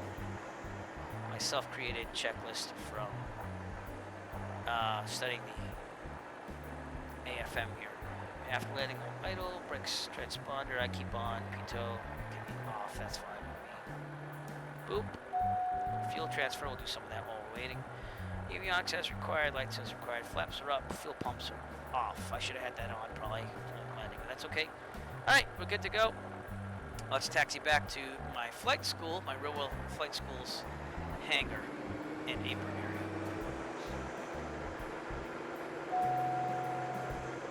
Cool, well welcome to Plymouth, Massachusetts everybody. And thank you once again for tuning in tonight. Appreciate it. I was frustrated with the beginnings of the Virtual USA Flying Club event, Crossfire, but I kind of had to do it because they picked Plymouth due to me having my real world home base here for flying. We're going to take a left here, because that's typically what I do. And then we're going to cross runway 624, and that should take me right near the flight school. So, if you ever do come to Plymouth in real life, by the way, look for a private jet over here on the ramp. That is Bill Cosby's old jet. And I remember it came in right as I was about to finish my private pilot training, and I remember my instructor and we were chuckling, because we're like, man, if those walls of that plane could talk, you know, talking. So, but yeah, just a little thing there. Probably be right around where that aircraft is. There's also the Mike Goulian Aviation School, which I do not attend, but they do Cirrus training there. And then my flight school also has a Cirrus, but you need 100 pilot hours in command, so I'm up to about 68 or so myself. Okay, we're gonna check left. Love the viewing on this aircraft after flying the Cessna. This is amazing. Plymouth traffic, Diamond 9 Echo Foxtrot crossing runway 624, and this would be at Kilo, I believe. Plymouth, not Charlie. Going from memory on that. And my flight school's hangar is right here. The main flight school's here. This is a big hangar, and this is a maintenance hangar, so that's what we're looking at, even though these generic buildings don't really help us out that much. I should probably turn off the strobe lights too. No, I can't. They're the anti-collision lights on this. I'm thinking about the 172 again. Okay. We already looked. We'll look one more time. Right, left, we're doing well. And aircraft do not park this way in real life in Plymouth. We actually park horizontally the other way. But we'll go with it. And we'll park right over here. And then do a shutdown.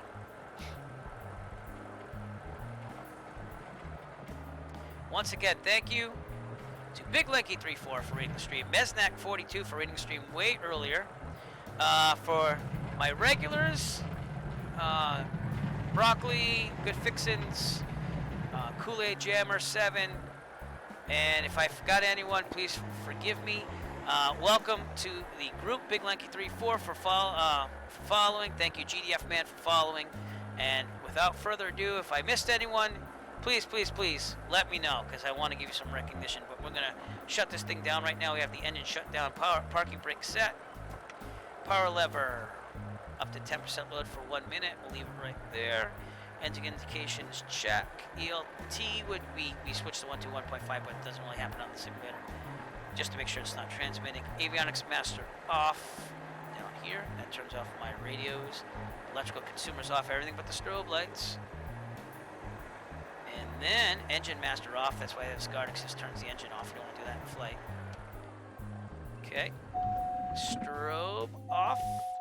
Electric master off, and that's it. That's how you park this plane. They do tell you to try to use chocks, but this is Plymouth, Massachusetts, everybody, and this is what I'm very used to in the real world right here. Let's try setting up the drone, seeing that Streamlabs OBS is working so great, I'm gonna go for it and just give you a little tour of Plymouth while we're at it to end the stream. So, Plymouth Airport, by the way, municipal airport, is the busiest general aviation airport in Massachusetts. And if I do say so myself, opinion-wise, is probably one of the best, if not the best place to trade. It's got a lot of traffic. It is non-towered, but you have New Bedford down that way, which is towered class Delta. So that's how we get that in there. It's a short little hop. It's the place I showed you where the restaurant is that I like to go to. And downtown Plymouth is over here. And hopefully nothing crashes or anything. But I gotta tell you, this has been amazing on this return flight, because that flight with OBS sucked big time. So downtown Plymouth is over here. Again, now, not anything huge to look at here, but if you must know, a little history. This road right here, I'm gonna fly right down it with the drone. This is the road the Pilgrims lived on. This is called Leyden Street. And it goes up to a hill, and then these buildings don't represent the real buildings, but see this building right here? This one right here is the old fort that they used to use for church and also security. And then this hill, there's a lot of pilgrims buried there, and they also buried a lot of pilgrims here to try to hide them from the Native Americans. This brook is where they got their water, and this is where they had the first meeting between the Wampanoag and the Pilgrims. So that's kind of interesting. Over here, you might see this little square box here. This is where Plymouth Rock is. It's supposedly the first rock that was stepped on by the Pilgrims when they came over. But like I said, it's a really nice place to visit in the summer. You can walk along the coast here. They have a pretty good seafood place over here called Lobster Hut, represented by this generic building. Then they have a park for kids and stuff down here, but it's a pretty nice place. It's a nice place to go for a day trip, if you will. And then you can also walk out there. Actually, I'm sorry. They have a Mayflower model that usually docks here that you can go visit. And somewhere along the way, they have a whole rock place that you can, like a rock walk, if you will. I don't think they have it represented here, but you can walk out. I think I got cut off here. It goes out to about here. You can go out into the middle of Plymouth Harbor. But really good flag destinations. Whenever I take off from Plymouth, even on a clear day, you see that airport out there? That is Provincetown. I visited there. I took the e-bike with me in the 152. It took me forever to get in the back of it, but it was worth it. I went biking all the way over there. Down here, you got some restricted airspace past the Cape Cod Canal, so you gotta be careful. But you got Hyannis out there, Chatham way out in the distance, and a nice, beautiful moon. Hey, let's check that out. Look at that moon, everybody. Wow. So, but I did wear a flotation device vest, if you will, when I flew over Plymouth Harbor. It was the quickest way, but it's over a lot of water, so. After my incident in Block Island, which if you don't know, check out the Air Flight YouTube channel. Check out the probably second flight as a private pilot, Block Island, where I got carb icing. I always wear a flotation device now over big swaths of water. So, this is all my old training grounds. When we first started doing private pilot, it turns around a point here. There's a lighthouse right there at this dinosaur-looking island here. Emergency procedures on my check ride. I had to tell them I was going to land on this beach when I had an engine fire out here. That was pretty interesting. So it brings back a lot of memories. And to this day, I still rent out of Plymouth while I debate whether I want to buy an aircraft or not. So, no, that's good. So that's it. That's about Plymouth. A lot of cranberry bogs, historical stuff downtown, and all that stuff. And again, out here in the distance, I don't know if it's going to show it in here. They do have this place called Plymouth Plantation out here that actually recreated the old Plymouth Pilgrim Village, if you will. But, alright, without further ado then, and I probably should have removed this checklist. Boy, that music cued right on time, didn't it? Just want to say one more time, thank you for coming out to the Air Flight stream. Sorry about all the technical difficulties I had in the beginning, and I guess we're back to Streamlabs OBS. So I'm going to clean this up a little bit, make it a little more efficient to run. And again, thank you to everyone that either followed today or rated the stream. Appreciate it, and I hope to see you in the future. And signing off, Eric Flight. Have a great, wonderful, wonderful day. As soon as I can find the end stream button. Here we go. Have a good one.